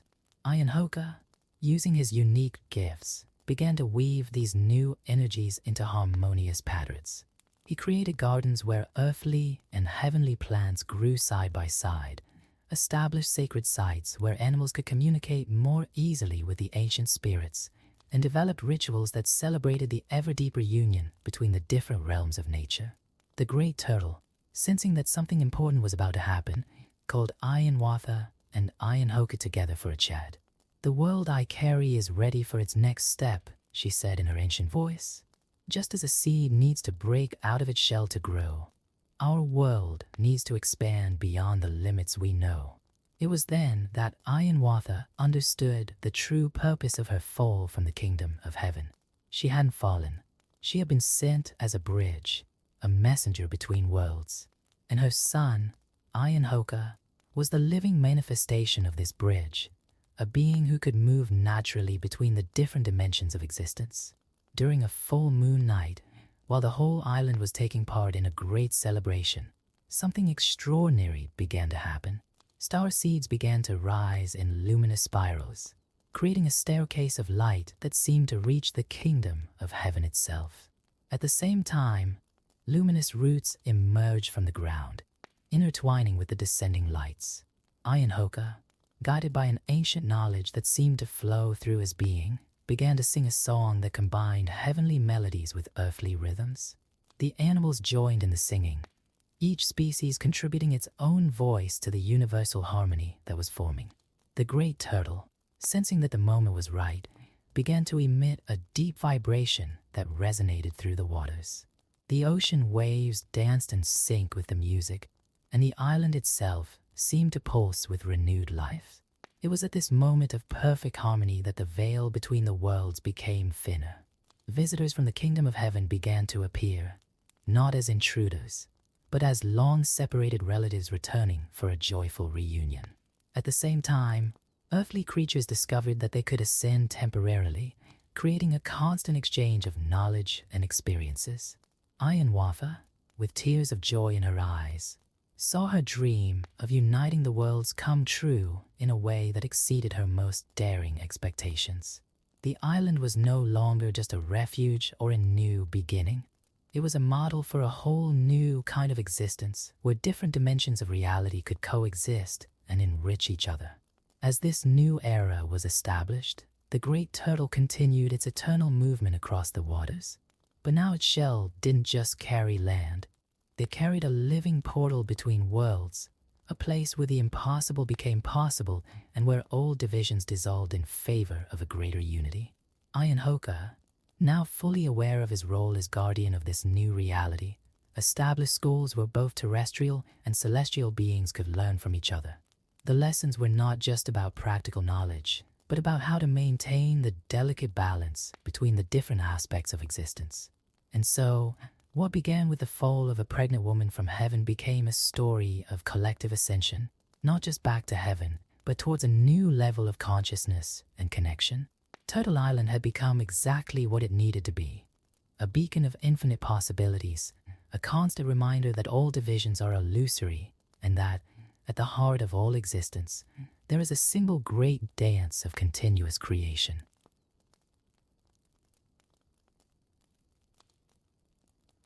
The wind howled through the frozen trees as Sarah Thompson adjusted her scarf, observing the white expanse that stretched out in front of her. The small town of Pine Creek, Montana, was completely isolated by the worst blizzard in 50 years. As the community doctor, she knew that the next few weeks would be crucial for the survival of the 300 inhabitants. The emergency radio crackled in the makeshift clinic that Sarah kept in her house.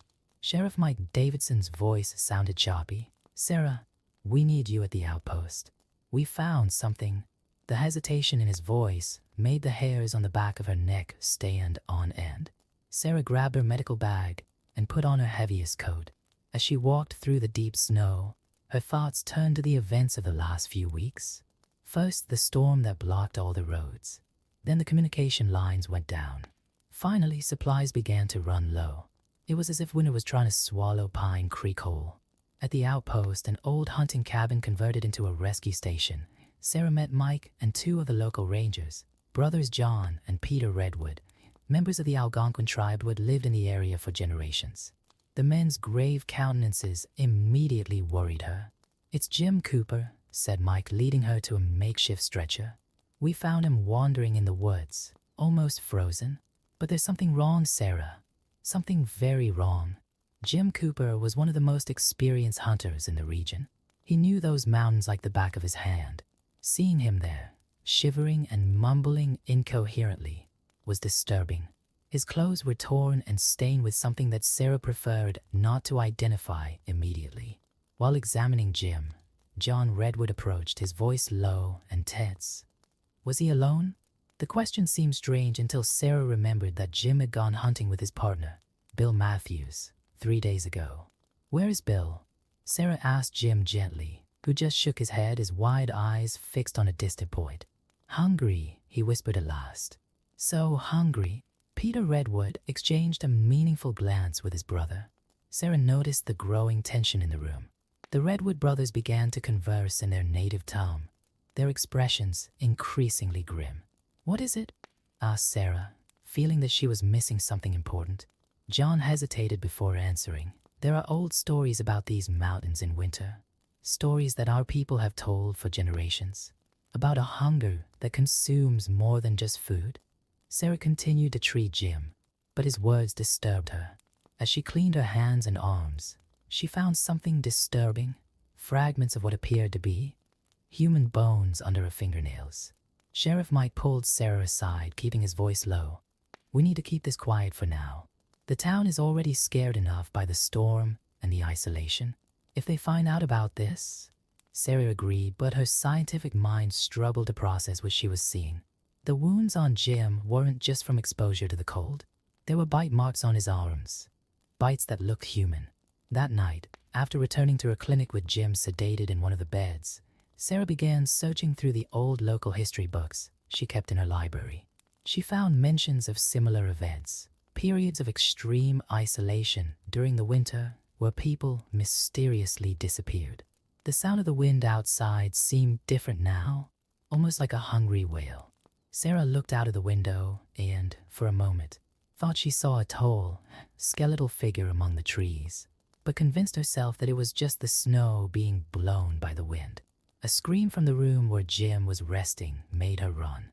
She found the bed empty, the sheets torn, and the window open, letting in the icy wind and snow. On the windowsill, nail marks and blood formed a disturbing pattern. Sarah rushed to the radio. "Mike, Jim's escaped." "I repeat, Jim has escaped?" The reply came through static.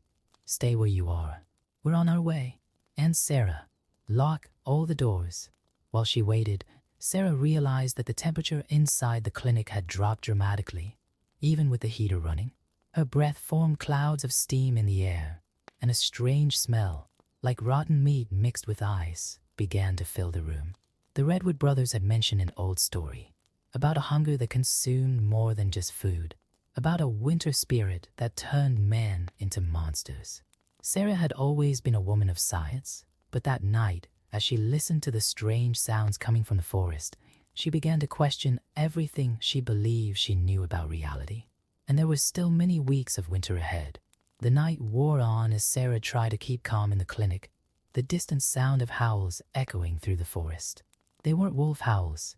They were different, more human, and at the same time, charged with a primal hunger that made her stomach turn. Sheriff Mike and his team arrived 20 minutes later, carrying powerful flashlights and rifles. "We found footprints in the snow," said Mike, brushing the snow off his boots. "But they don't make sense. They start off normal, the size of Jim's boots, but gradually they get bigger. Much bigger." John Redwood approached the broken window, examining the marks left by Jim. His brother Peter stood near the door, vigilant. "This has happened before," John murmured, his voice laden with concern. "In the stories of our people, when the winter is too long and the hunger too deep." Sarah picked up her medical records, showing them to the group. Before he escaped, Jim showed signs of severe hypothermia, but also physiological changes that I can't explain. His body temperature was absurdly low, but he was still conscious, and his teeth seemed to be getting sharper. A noise from the attic made everyone raise their heads. Mike signaled for 2 of his deputies to go up and investigate. The silence that followed was oppressive, broken only by the howl of the wind. "We need to find him before." Peter hesitated, exchanging meaningful glances with his brother. "Before the transformation is complete." "Transformation?" Sarah questioned, although part of her already knew the answer. The old stories of the Algonquins, Jim's behavior, the bite marks, everything was beginning to form a terrible picture in her mind. A high-pitched scream cut through the night, coming from the direction of the town market. The group immediately mobilized, running through the deep snow. Sarah insisted on accompanying them, her medical bag firmly in her hands. There was still a chance that she could help Jim in some way. The market was dark, its windows blurred by the cold. Deep scratch marks marked the back door, which had been partially broken down. Mike ordered them to form groups of 2. Sarah stayed with John Redwood, while the others spread out around the establishment. "Legend has it that the more they eat, the bigger they get," whispered John as they searched the dark corridors. "But nothing is ever enough. The hunger never goes away." The market shelves were partially empty, the result of the isolation caused by the blizzard. Sarah noticed blood marks on the floor, leading to the meat area. The smell of rotting meat was strongest there. A sound of metal being dragged caught her attention. In the cold room, they found signs that someone had been there recently. Torn packages of meat, bones scattered on the floor. But it wasn't just animal flesh that had been consumed. "My God," Sarah whispered when she noticed the remains of familiar clothes. The same ones Bill Matthews had been wearing when he went hunting with Jim. John abruptly pulled Sarah back as a huge figure passed the entrance to the chamber. For an instant, she glimpsed a figure that her brain refused to process. Something that had once been Jim Cooper, but was now much larger. Its skin stretched over elongated bones, needle-sharp teeth visible in a mouth that smiled unnaturally. Gunshots echoed through the market. Mike and the others must have found the creature. Sarah and John ran towards the sounds, only to find 2 wounded deputies and Mike trapped behind an overturned shelf. "He's too fast," shouted Mike, reloading his gun. "And the bullets don't seem to have any effect." Peter emerged from another corridor, carrying something in his hands, an ancient tribal amulet. He began to recite words in his native tongue, causing the creature that used to be Jim to flinch momentarily. Sarah watched in horror as the thing moved impossibly, its limbs too long and disproportionate. Its eyes, once brown, were now as white as ice, and its breath formed crystals in the air. "The whole city is in danger," said John, his voice urgent. "If we don't stop him now, others could be affected. The spirit of the Wendigo is contagious, especially when there's hunger and desperation." Sarah thought of the 300 inhabitants of Pine Creek, the weeks of isolation still to come, the dwindling supplies. The conditions were perfect for the curse to spread. A cry of pain from Mike brought her back to reality. The creature had managed to reach him, its claws leaving deep marks on his arm. Peter continued his chant, louder now, making the monster squirm as if in pain. "We need fire," shouted John. "It's the only thing that can stop it apart from ancient rituals." Sarah remembered the small blowtorch she kept in her medical bag for emergency procedures. It wouldn't be much, but it might be enough to give them a chance. The storm outside seemed to respond to the commotion inside the market, the wind howling harder, the snow beating against the windows as if it wanted to get in. And in the midst of the chaos, Sarah began to understand that this wouldn't just be a fight for survival. It would be a fight for the very humanity of all of them. With torch in hand, Sarah advanced alongside the Redwood brothers. Peter's ritual seemed to have some effect on the creature, which squirmed and emitted guttural sounds that no longer seemed to have any trace of humanity. Mike, despite the wound on his arm, kept a steady aim with his gun. "We need to corner him," shouted John, leading the group in a semicircular formation. The market, with its narrow aisles and high shelves, offered both cover and potential traps. Sarah noticed that her hands were shaking as she prepared the torch. The blue flame seemed insignificant in the face of the horror they were facing, but it was their best chance. The cold inside the market was intensifying by the moment, and ice crystals were beginning to form on the surfaces near the creature.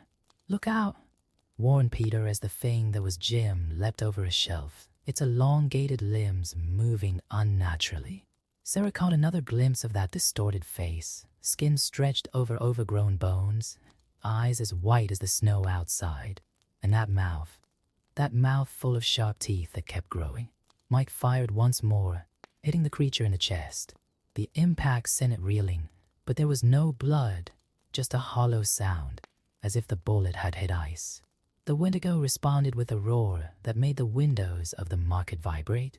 "Sarah, when I say, use fire," instructed John, positioning himself strategically. "Peter, continue with the ritual. Mike, keep him distracted." The plan began to form. Peter raised his voice, the ancient words echoing through the marketplace as his tribal amulet glowed with a light of its own. The creature seemed to feel pain from the ritual, its movements becoming more erratic. Sarah noticed something disturbing. The more time passed, the bigger the creature seemed to get. Its joints crackled and stretched like tree branches growing in fast motion. The Wendigo's hunger was literally insatiable, making it grow in proportion to what it consumed, condemning it to an eternal search for more food. One of the wounded deputies managed to crawl to safety, leaving a trail of blood in the snow coming through the broken windows. The metallic smell seemed to drive the creature even madder, and it turned towards the wounded man. "Now," shouted John. Sarah activated the torch just as Peter reached the climax of his chant. The blue flame found the creature just when it was most vulnerable, making it scream in pain. The smell of burning flesh mingled with the odor of rot emanating from the Wendigo. But it wasn't enough. The torch, designed for minor medical procedures, didn't have the power to cause significant damage. The creature recovered quickly and, with one violent movement, threw Sarah against a shelf. The impact left her breathless, and the torch fell from her hands. "Sarah," Mike shouted, running towards her, but the Wendigo was faster. However, before the creature could reach her, John Redwood appeared with an improvised fire extinguisher as a flamethrower, using alcohol from the market shelves as fuel. The explosion of flames drove the monster backwards, its screams now mixing with the howl of the wind. "We need to get him outside," said Peter, his voice hoarse from the continuous ritual. "There's too much risk of setting the whole market on fire in here." Sarah stood up with difficulty, her ribs protesting. Through the pain, she realized that Peter was right. If the fire spread, they could lose the few supplies left for the city. The group began to maneuver strategically, using fire and rituals to guide the creature towards the back exit. The Wendigo, although wounded, was still incredibly agile and strong. Its every move seemed to defy physics, its limbs twisting at impossible angles. "We need more fire," shouted John, as his makeshift extinguisher began to fail. Sarah looked around frantically and then had an idea.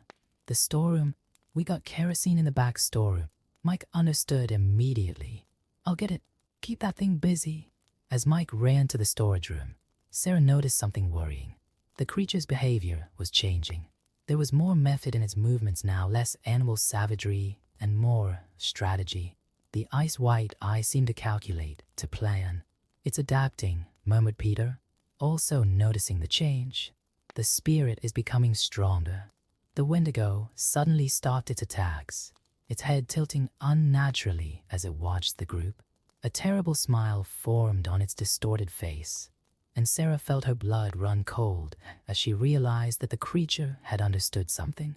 With an explosive movement, the Wendigo didn't attack the group. Instead, it shot towards the warehouse where Mike had gone to get the kerosene. "No," shouted Sarah, her heart racing as she realized that the creature had identified the greatest threat to her existence. The sound of breaking glass and twisting metal echoed through the market, followed by a scream that could only be Mike's. The group ran towards the warehouse. But Sarah knew they might be too late. The temperature continued to drop, and now Sarah could see her own breath forming crystals in the air. The smell of rot and ice intensified, and the shadows on the walls seemed to move of their own accord, as if winter itself were alive and hungry. In the storeroom, they found the door ripped off its hinges and signs of a struggle. Claw marks covered the walls, and the floor was covered in spilled chemicals, creating a dangerous mixture under their feet. "Mike," called Sarah, her voice shaking not just from the cold. A faint groan came from behind some stacked boxes. Mike was alive but seriously injured.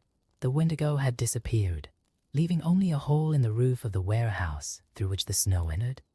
"He's different now," whispered Mike as Sarah examined his wounds. "It's not just Jim anymore. It's something else. Something worse." John and Peter exchanged worried glances. "The spirit is getting stronger," said Peter, "and now it knows how to defeat us." Sarah finished making a makeshift bandage on Mike, her mind racing with the implications of what had happened.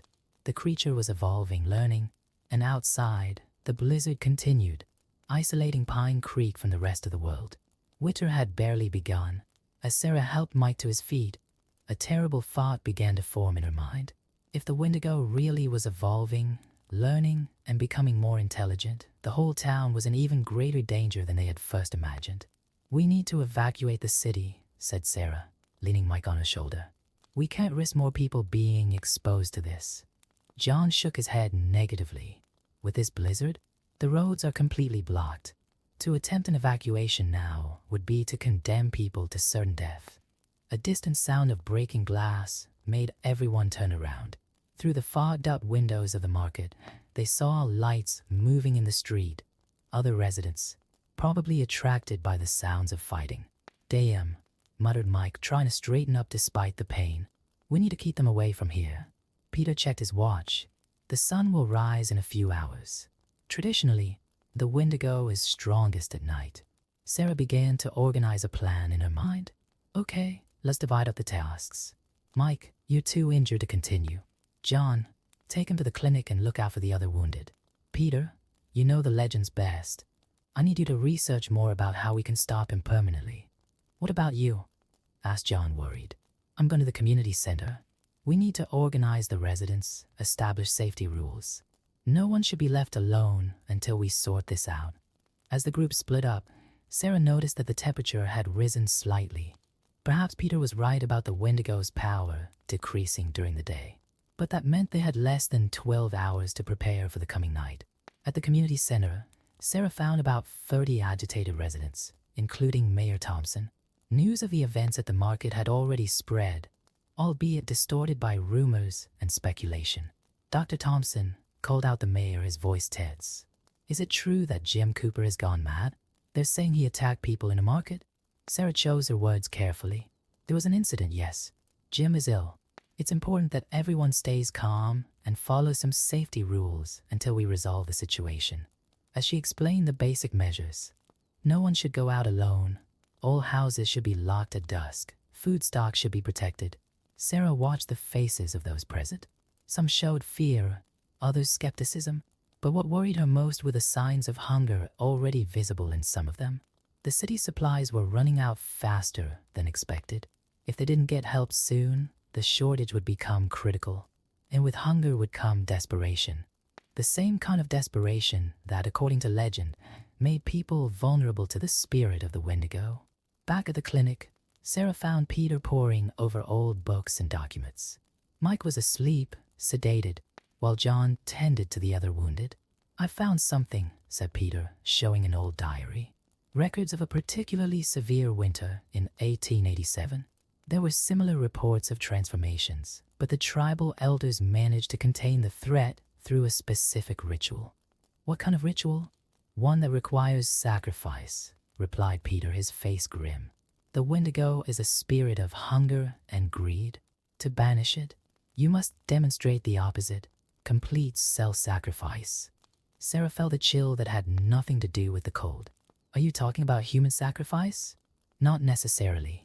The sacrifice can be symbolic, but it must be meaningful. something that represents the rejection of greed that the Wendigo embodies. Before they could argue further, the emergency radio crackled. It was one of the deputies patrolling the western area of the city. "Dr. Thompson, we have a situation at the Matthews barn." Sarah closed her eyes for a moment, remembering that this was the barn belonging to Bill's family, Jim's hunting partner who had disappeared. "I'm on my way." In the barn, Sarah found a disturbing scene. The Matthews family had stored a considerable amount of supplies without informing the rest of the town. Now, other residents had found out, and a heated argument was threatening to escalate into violence.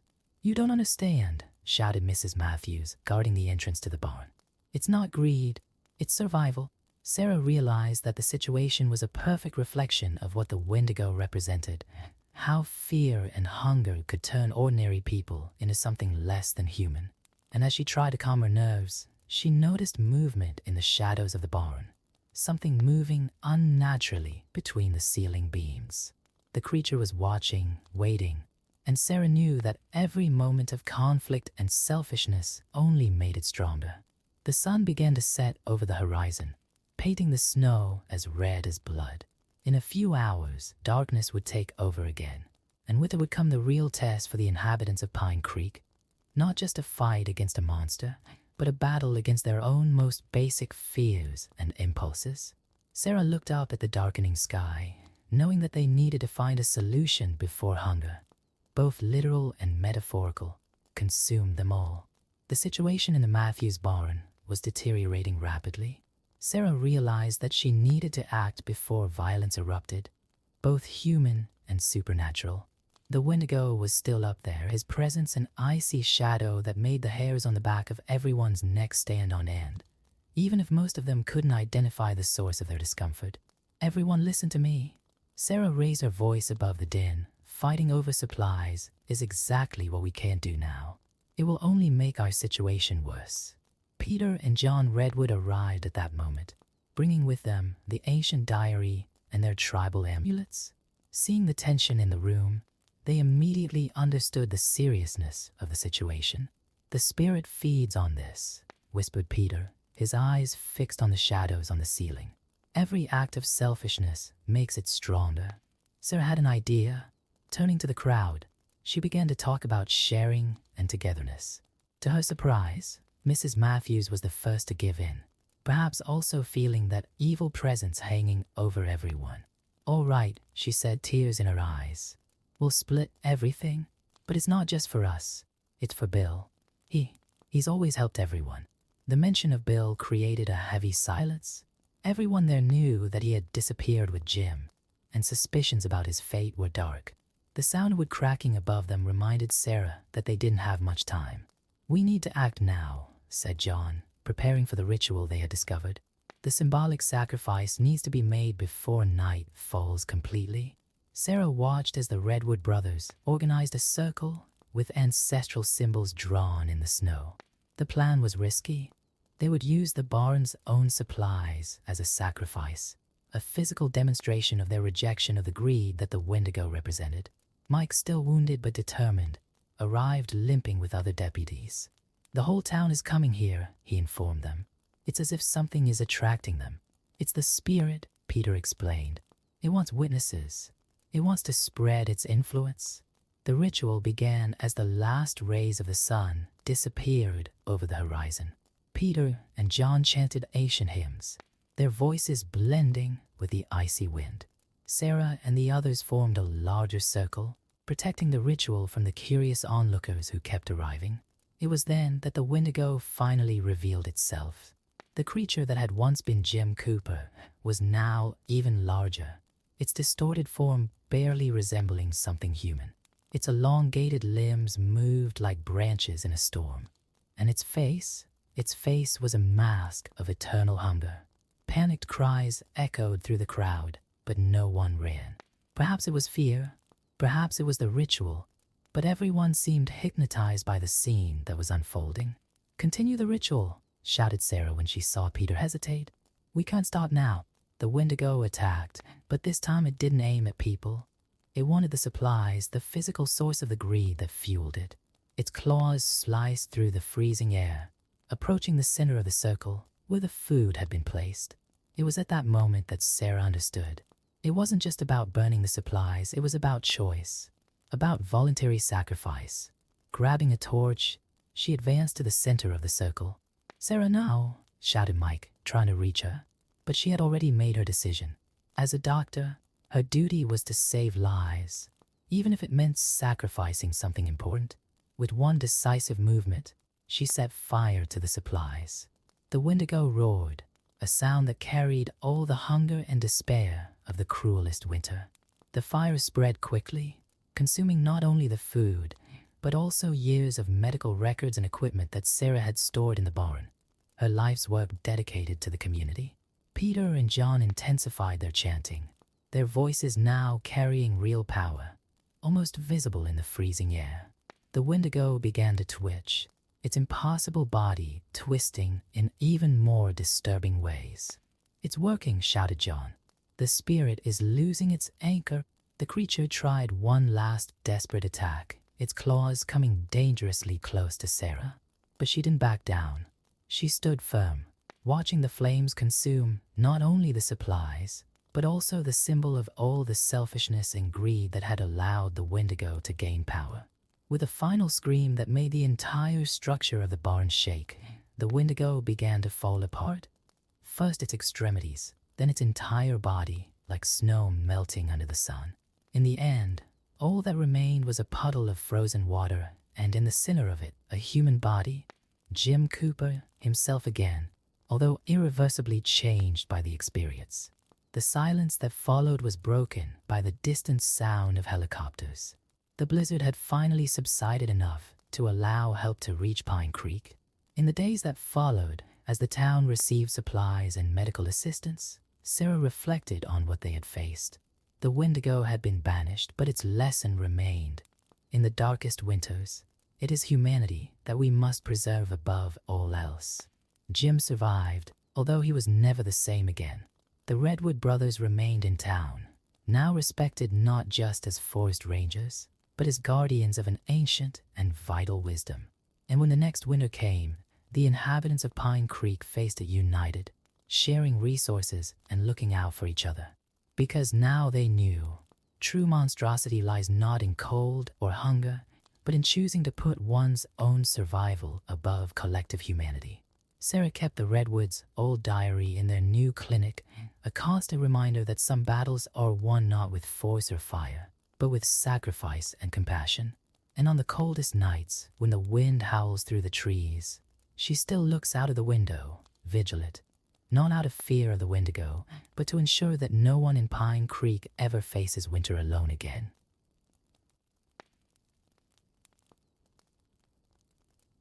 In the vastness of the imperial sky, where golden clouds danced to the eternal winds and jade palaces floated like crystallized dreams, lived Jinyu, the celestial weaver.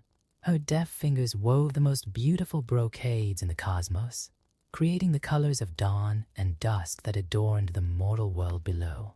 As the daughter of the mighty celestial emperor, her life was governed by duties and traditions as old as the stars themselves.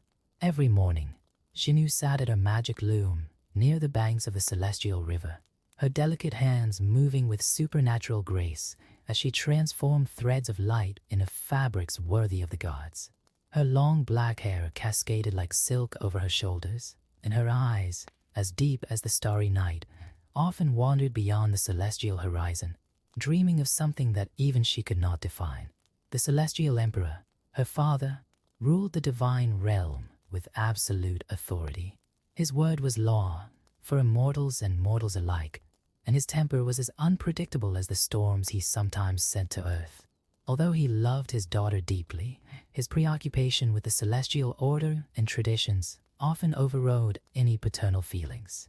Far below the celestial palace, on the green plains of the mortal world, lived Niolong the cattleman. His simple life consisted of tending his flock, watching the stars, and dreaming of something greater than his earthly existence. Orphaned at a young age, his only companion was an old and magical ox who, unknown to many, was actually an ancient immortal who had chosen to live among mortals. The ox, who answered to the name of the wise old man, had eyes that shone with ancient knowledge and a gentle voice that only Nyolang could hear. There are more mysteries between heaven and earth than mortals realize, the wise old man used to say, watching his young friend gaze at the stars on clear nights. It was during one of these nights that fate began to weave its own patterns. Jinyu, tired of the monotony of her celestial existence, decided to do something she had never dared before. She knew of a secret passage, a small portal between the realms that her long-dead mother had shown her.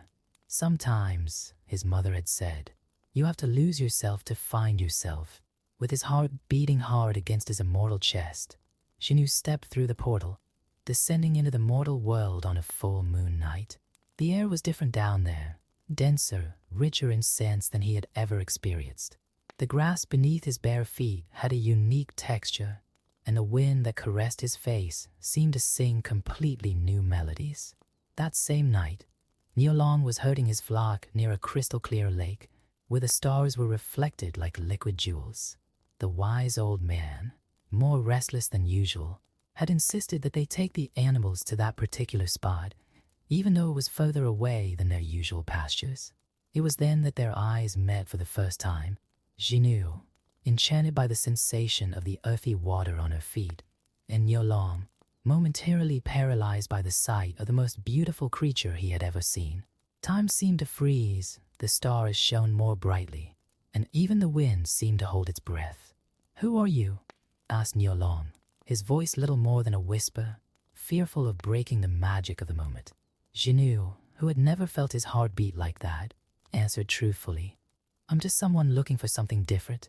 The old sage watched from a distance, his ancient eyes shining with a mixture of joy and concern. He knew better than anyone that love between immortals and mortals had been forbidden since the beginning of time. But he also knew that some feelings are stronger than any law, be it divine or earthly. In the days that followed, Jinyu continued to descend into the mortal world, meeting Nyolang secretly by the lake. Each meeting was a new discovery. He taught her about wildflowers and birdsong, while she told him about the constellations and the secrets of the stars. The love between them grew like a rare flower, nurtured by the purity of their hearts and the strength of their feelings. But with every encounter, every smile exchanged, and every gentle touch, danger also grew. In the heavenly palace, Jinyu's occasional absence began to be noticed, and whispers began to spread among the immortals. The celestial emperor, ever vigilant, noticed subtle changes in his daughter. Her work on the loom, once perfect, occasionally showed small imperfections, as if her thoughts were far away. Her eyes, once contemplative, now shone with a different light, a joy he didn't understand. And so, as love blossomed on earth, dark clouds began to form in the sky. The wise old man, in his nightly conversations with Nyolang, tried to prepare him for the inevitable. True love, my young friend, often requires greater sacrifices than we can imagine. But for the young lovers, absorbed in their newfound happiness, danger seemed as distant and hazy as stars on a clear morning. They lived each moment as if it were eternal, unaware that their days of happiness were numbered, and that they would soon face a storm that would change not only their lives, but the starry sky itself. The encounters between Jinyu and Nyolang continued, becoming more frequent and deeper. The wise old man, observing the love growing between them, decided it was time to reveal his true purpose. One particularly starry night, he called Nyolang in for a chat. "My young friend," said the magical ox, his voice laden with ancient wisdom, "there is something I need to tell you about your beloved. Jinyu is no mere mortal. She is the celestial weaver, daughter of the Emperor of Heaven himself." Nyolang felt her heart skip a beat. Suddenly, many things made sense. Jinyu's supernatural grace, her knowledge of the stars, the eternal sparkle in her eyes. But instead of fear or hesitation, his love only grew stronger. "What should I do?" he asked the wise old man. "True love knows no barriers," replied the ox. "If your heart is pure and your intention is true, there is a way. I can help you, but you must be prepared for the consequences." That same evening, when Jinyu came downstairs for their usual meeting, Niulon gently confronted her with the truth she had just discovered. To her surprise, tears of relief streamed down her face. "I wanted to tell you," she said, "but I was afraid that knowing my true nature would change your feelings." "Nothing could change how I feel about you," Niulon replied, taking her hands in his. The wise old man then revealed his plan. Using his ancient magic, he could create a temporary path to the heavenly realm, allowing Niulon to ascend to the heavens. There, they could marry in secret, uniting their destinies before any interference could separate them. The ceremony was simple but deeply meaningful. Under the glow of 1,000 stars, Jinyu and Niulon exchanged vows of eternal love. The wise old man, serving as witness and officiant, blessed their union with ancient and powerful words. For a while, they managed to keep their marriage a secret. Jinyu continued his duties at the celestial loam, but now his creations were even more beautiful, inspired by the love that filled his heart. Niulon, with the help of the old sage's magic, could visit her in her heavenly chambers when the shadows were deepest. But secrets have a peculiar way of revealing themselves, especially in the realm of the immortals. One morning, one of the heavenly servants noticed a thread of golden straw attached to Jinyu's robes, a reminder of the nights spent in the earthly fields with Niulon. The whispers began to spread through the heavenly palace like a breeze through the clouds. Soon, rumors reached the celestial emperor's ears about his daughter, an immortal. His fury was immediate and terrible. The sky darkened with storm clouds, and lightning cut through the firmament. The emperor summoned Jinyu into his presence, his eyes blazing with divine power and restrained rage. "Is it true," he thundered, "have you, my daughter, heir to the heavenly loom, defiled yourself with the love of a mortal?" Jinyu, though trembling, stood firm. Years of love had given her a strength that not even she knew she possessed. "Yes, father, and I have no regrets. The love we share is pure and true." The emperor's fury exploded like a supernova. With a wave of his hand, he summoned his heavenly guards. "Bring me this mortal who dared to seduce my daughter."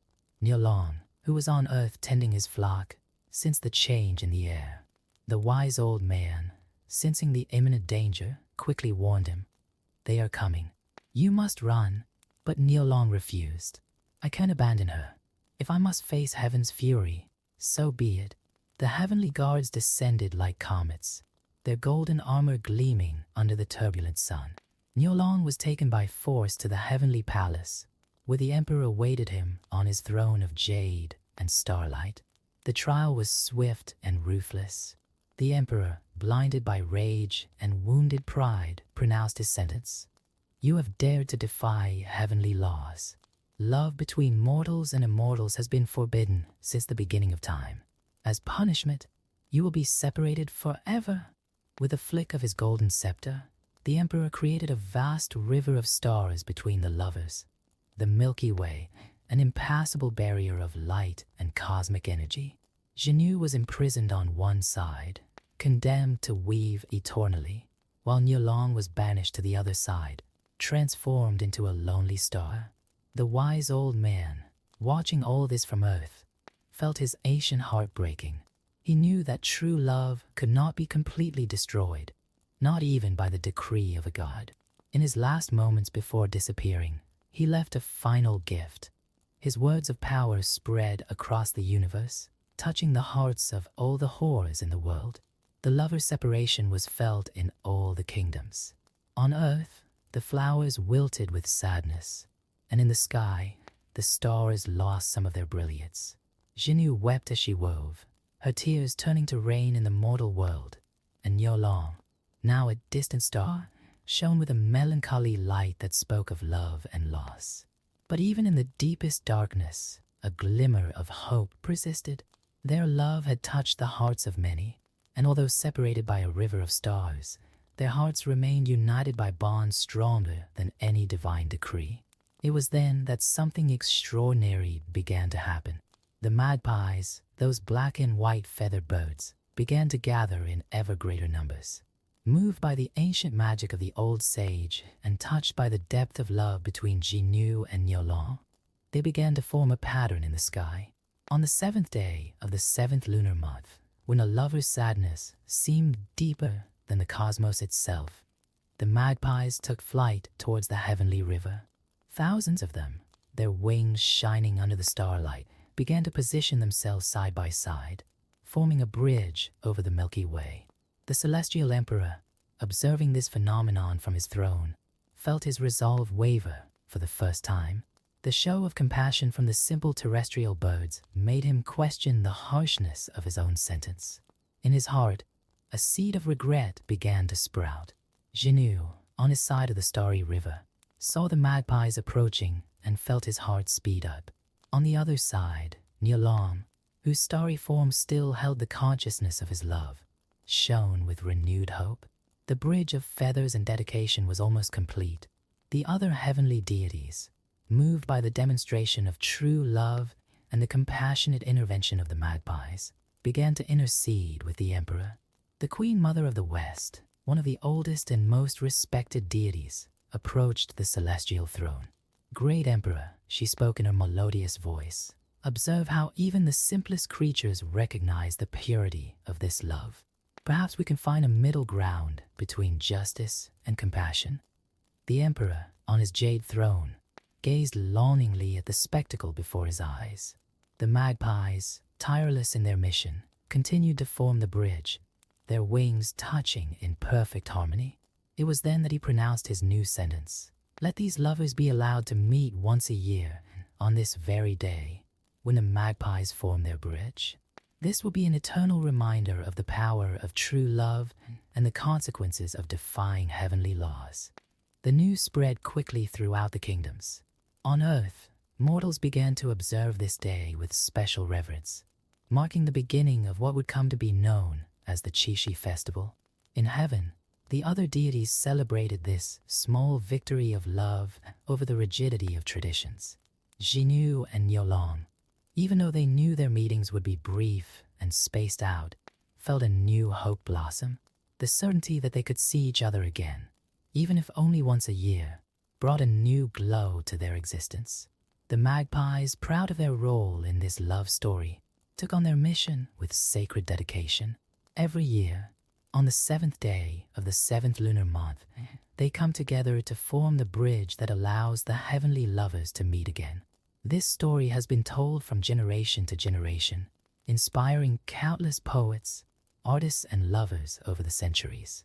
The Qixi Festival has become a celebration not only of the love between Jinnu and Niolong, but of all loves that face obstacles and persevere. On clear moonlit nights, when the stars shine especially brightly, it is said that Jinnu and Niolong can be seen on opposite sides of the Milky Way, their love eternalized in the firmament.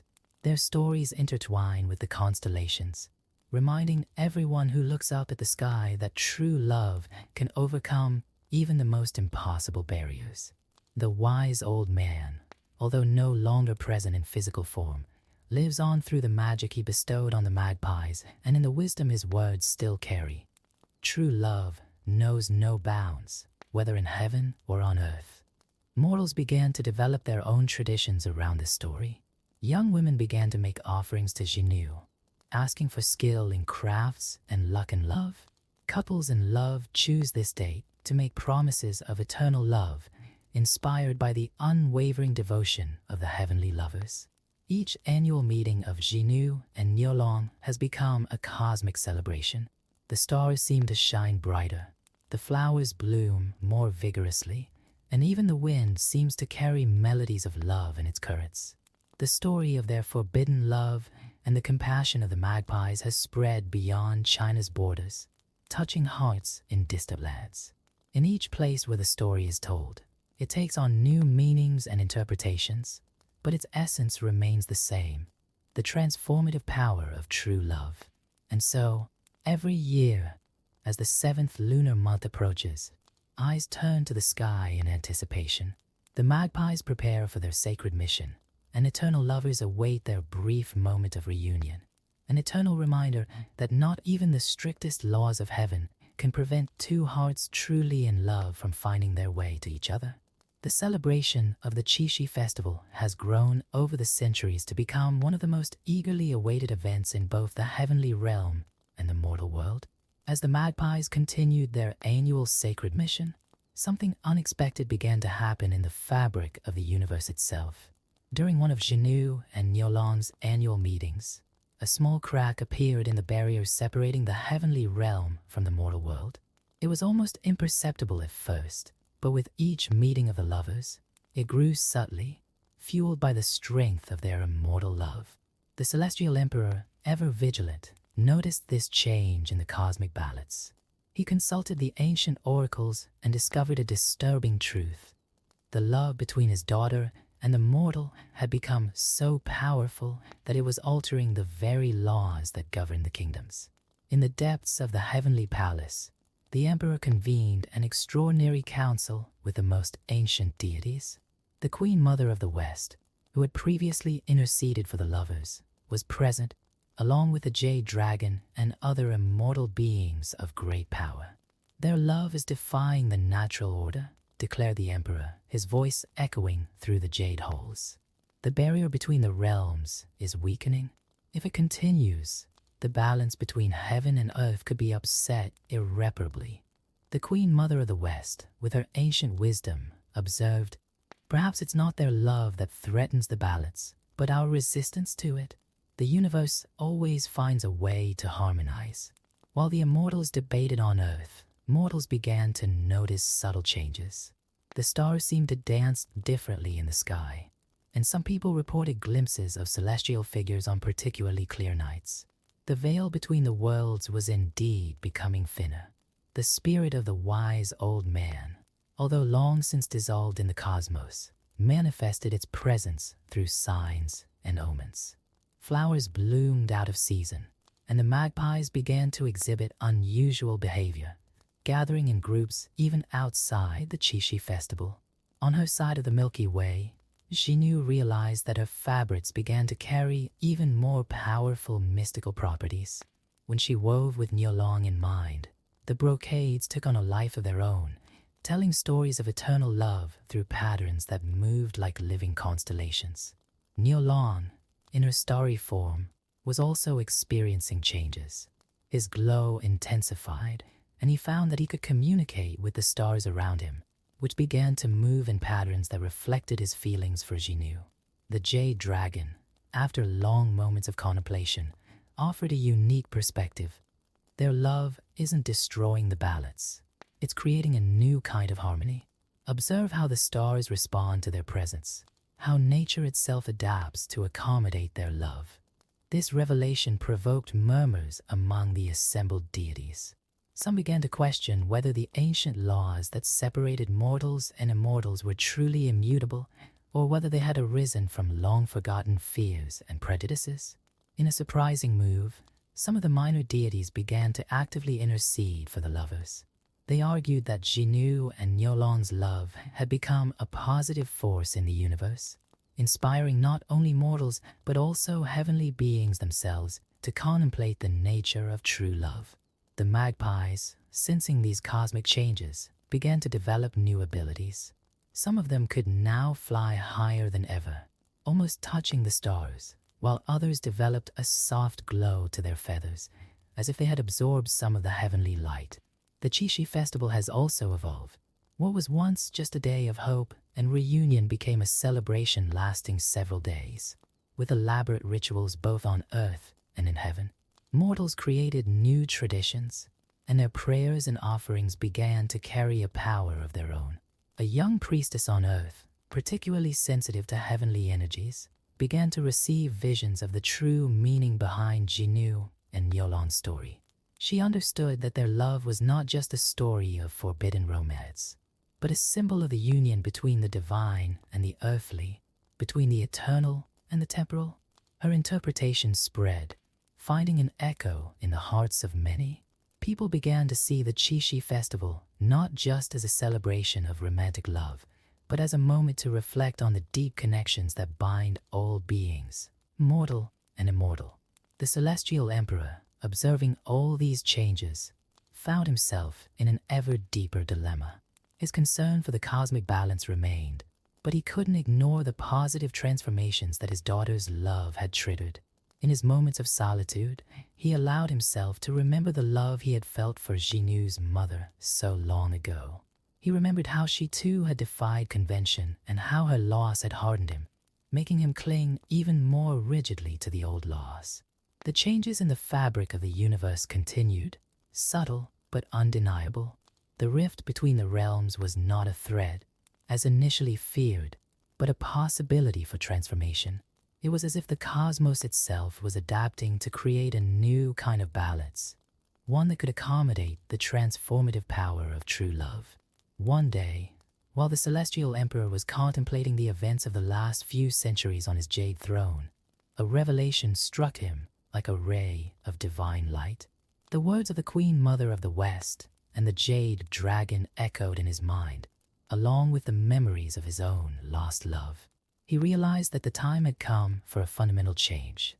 So he convened a great council, bringing together not only the heavenly deities, but also representatives of the mortal world, including the young priestess whose interpretations had touched so many hearts.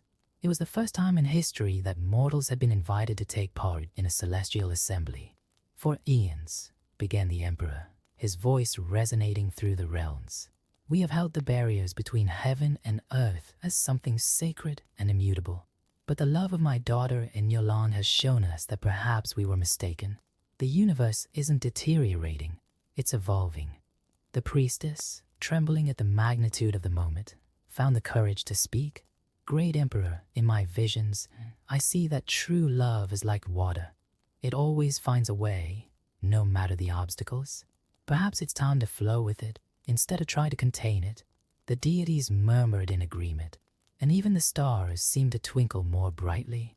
The Jade Dragon spoke up. The changes we are witnessing are not a threat to the cosmic order, but rather its natural evolution. Jinu and Yolan's love is teaching us a new form of harmony. It was then that the Celestial Emperor made an unprecedented decision. With a wave of his golden scepter, he began to reshape the very structure of the cosmos. The Milky Way, which had served as a barrier for so long, began to transform. The stars danced and rearranged themselves, creating new paths and connections between the realms. From now on, declared the Emperor, Jinu and Yolan will be able to meet not just once a year, but whenever the moon is full. What's more, their love will serve as a permanent bridge between our worlds, allowing other true loves to find their way too. The news spread quickly through all the kingdoms. On Earth, flowers bloomed out of season and magpies performed a celestial dance of joy. In the sky, the stars shone with an intensity never seen before, as if celebrating this new era of possibilities. Jinu and Yolan were summoned to the Emperor's presence. When they met again in the heavenly halls, their love radiated a light so pure that even the most ancient deities were moved. The Emperor, looking at his daughter, saw not only the celestial weaver, but also the reflection of the love he had once felt. You have changed not only your destinies, he said, but the destiny of all the kingdoms. Your love has shown us that the barriers we create are often just illusions born of fear. As part of this new order, the Emperor granted Yolan immortal status, not as a concession to tradition, but in recognition of the transformative power of her love. The magpies, who had served as a temporary bridge for so long, were honored as eternal guardians of this new connection between the worlds. The Chishi festival was transformed into an even more significant celebration. Now, it was not just a commemoration of the love between Jinu and Yolan, but a reminder of true love's ability to transcend all barriers, whether heavenly or earthly.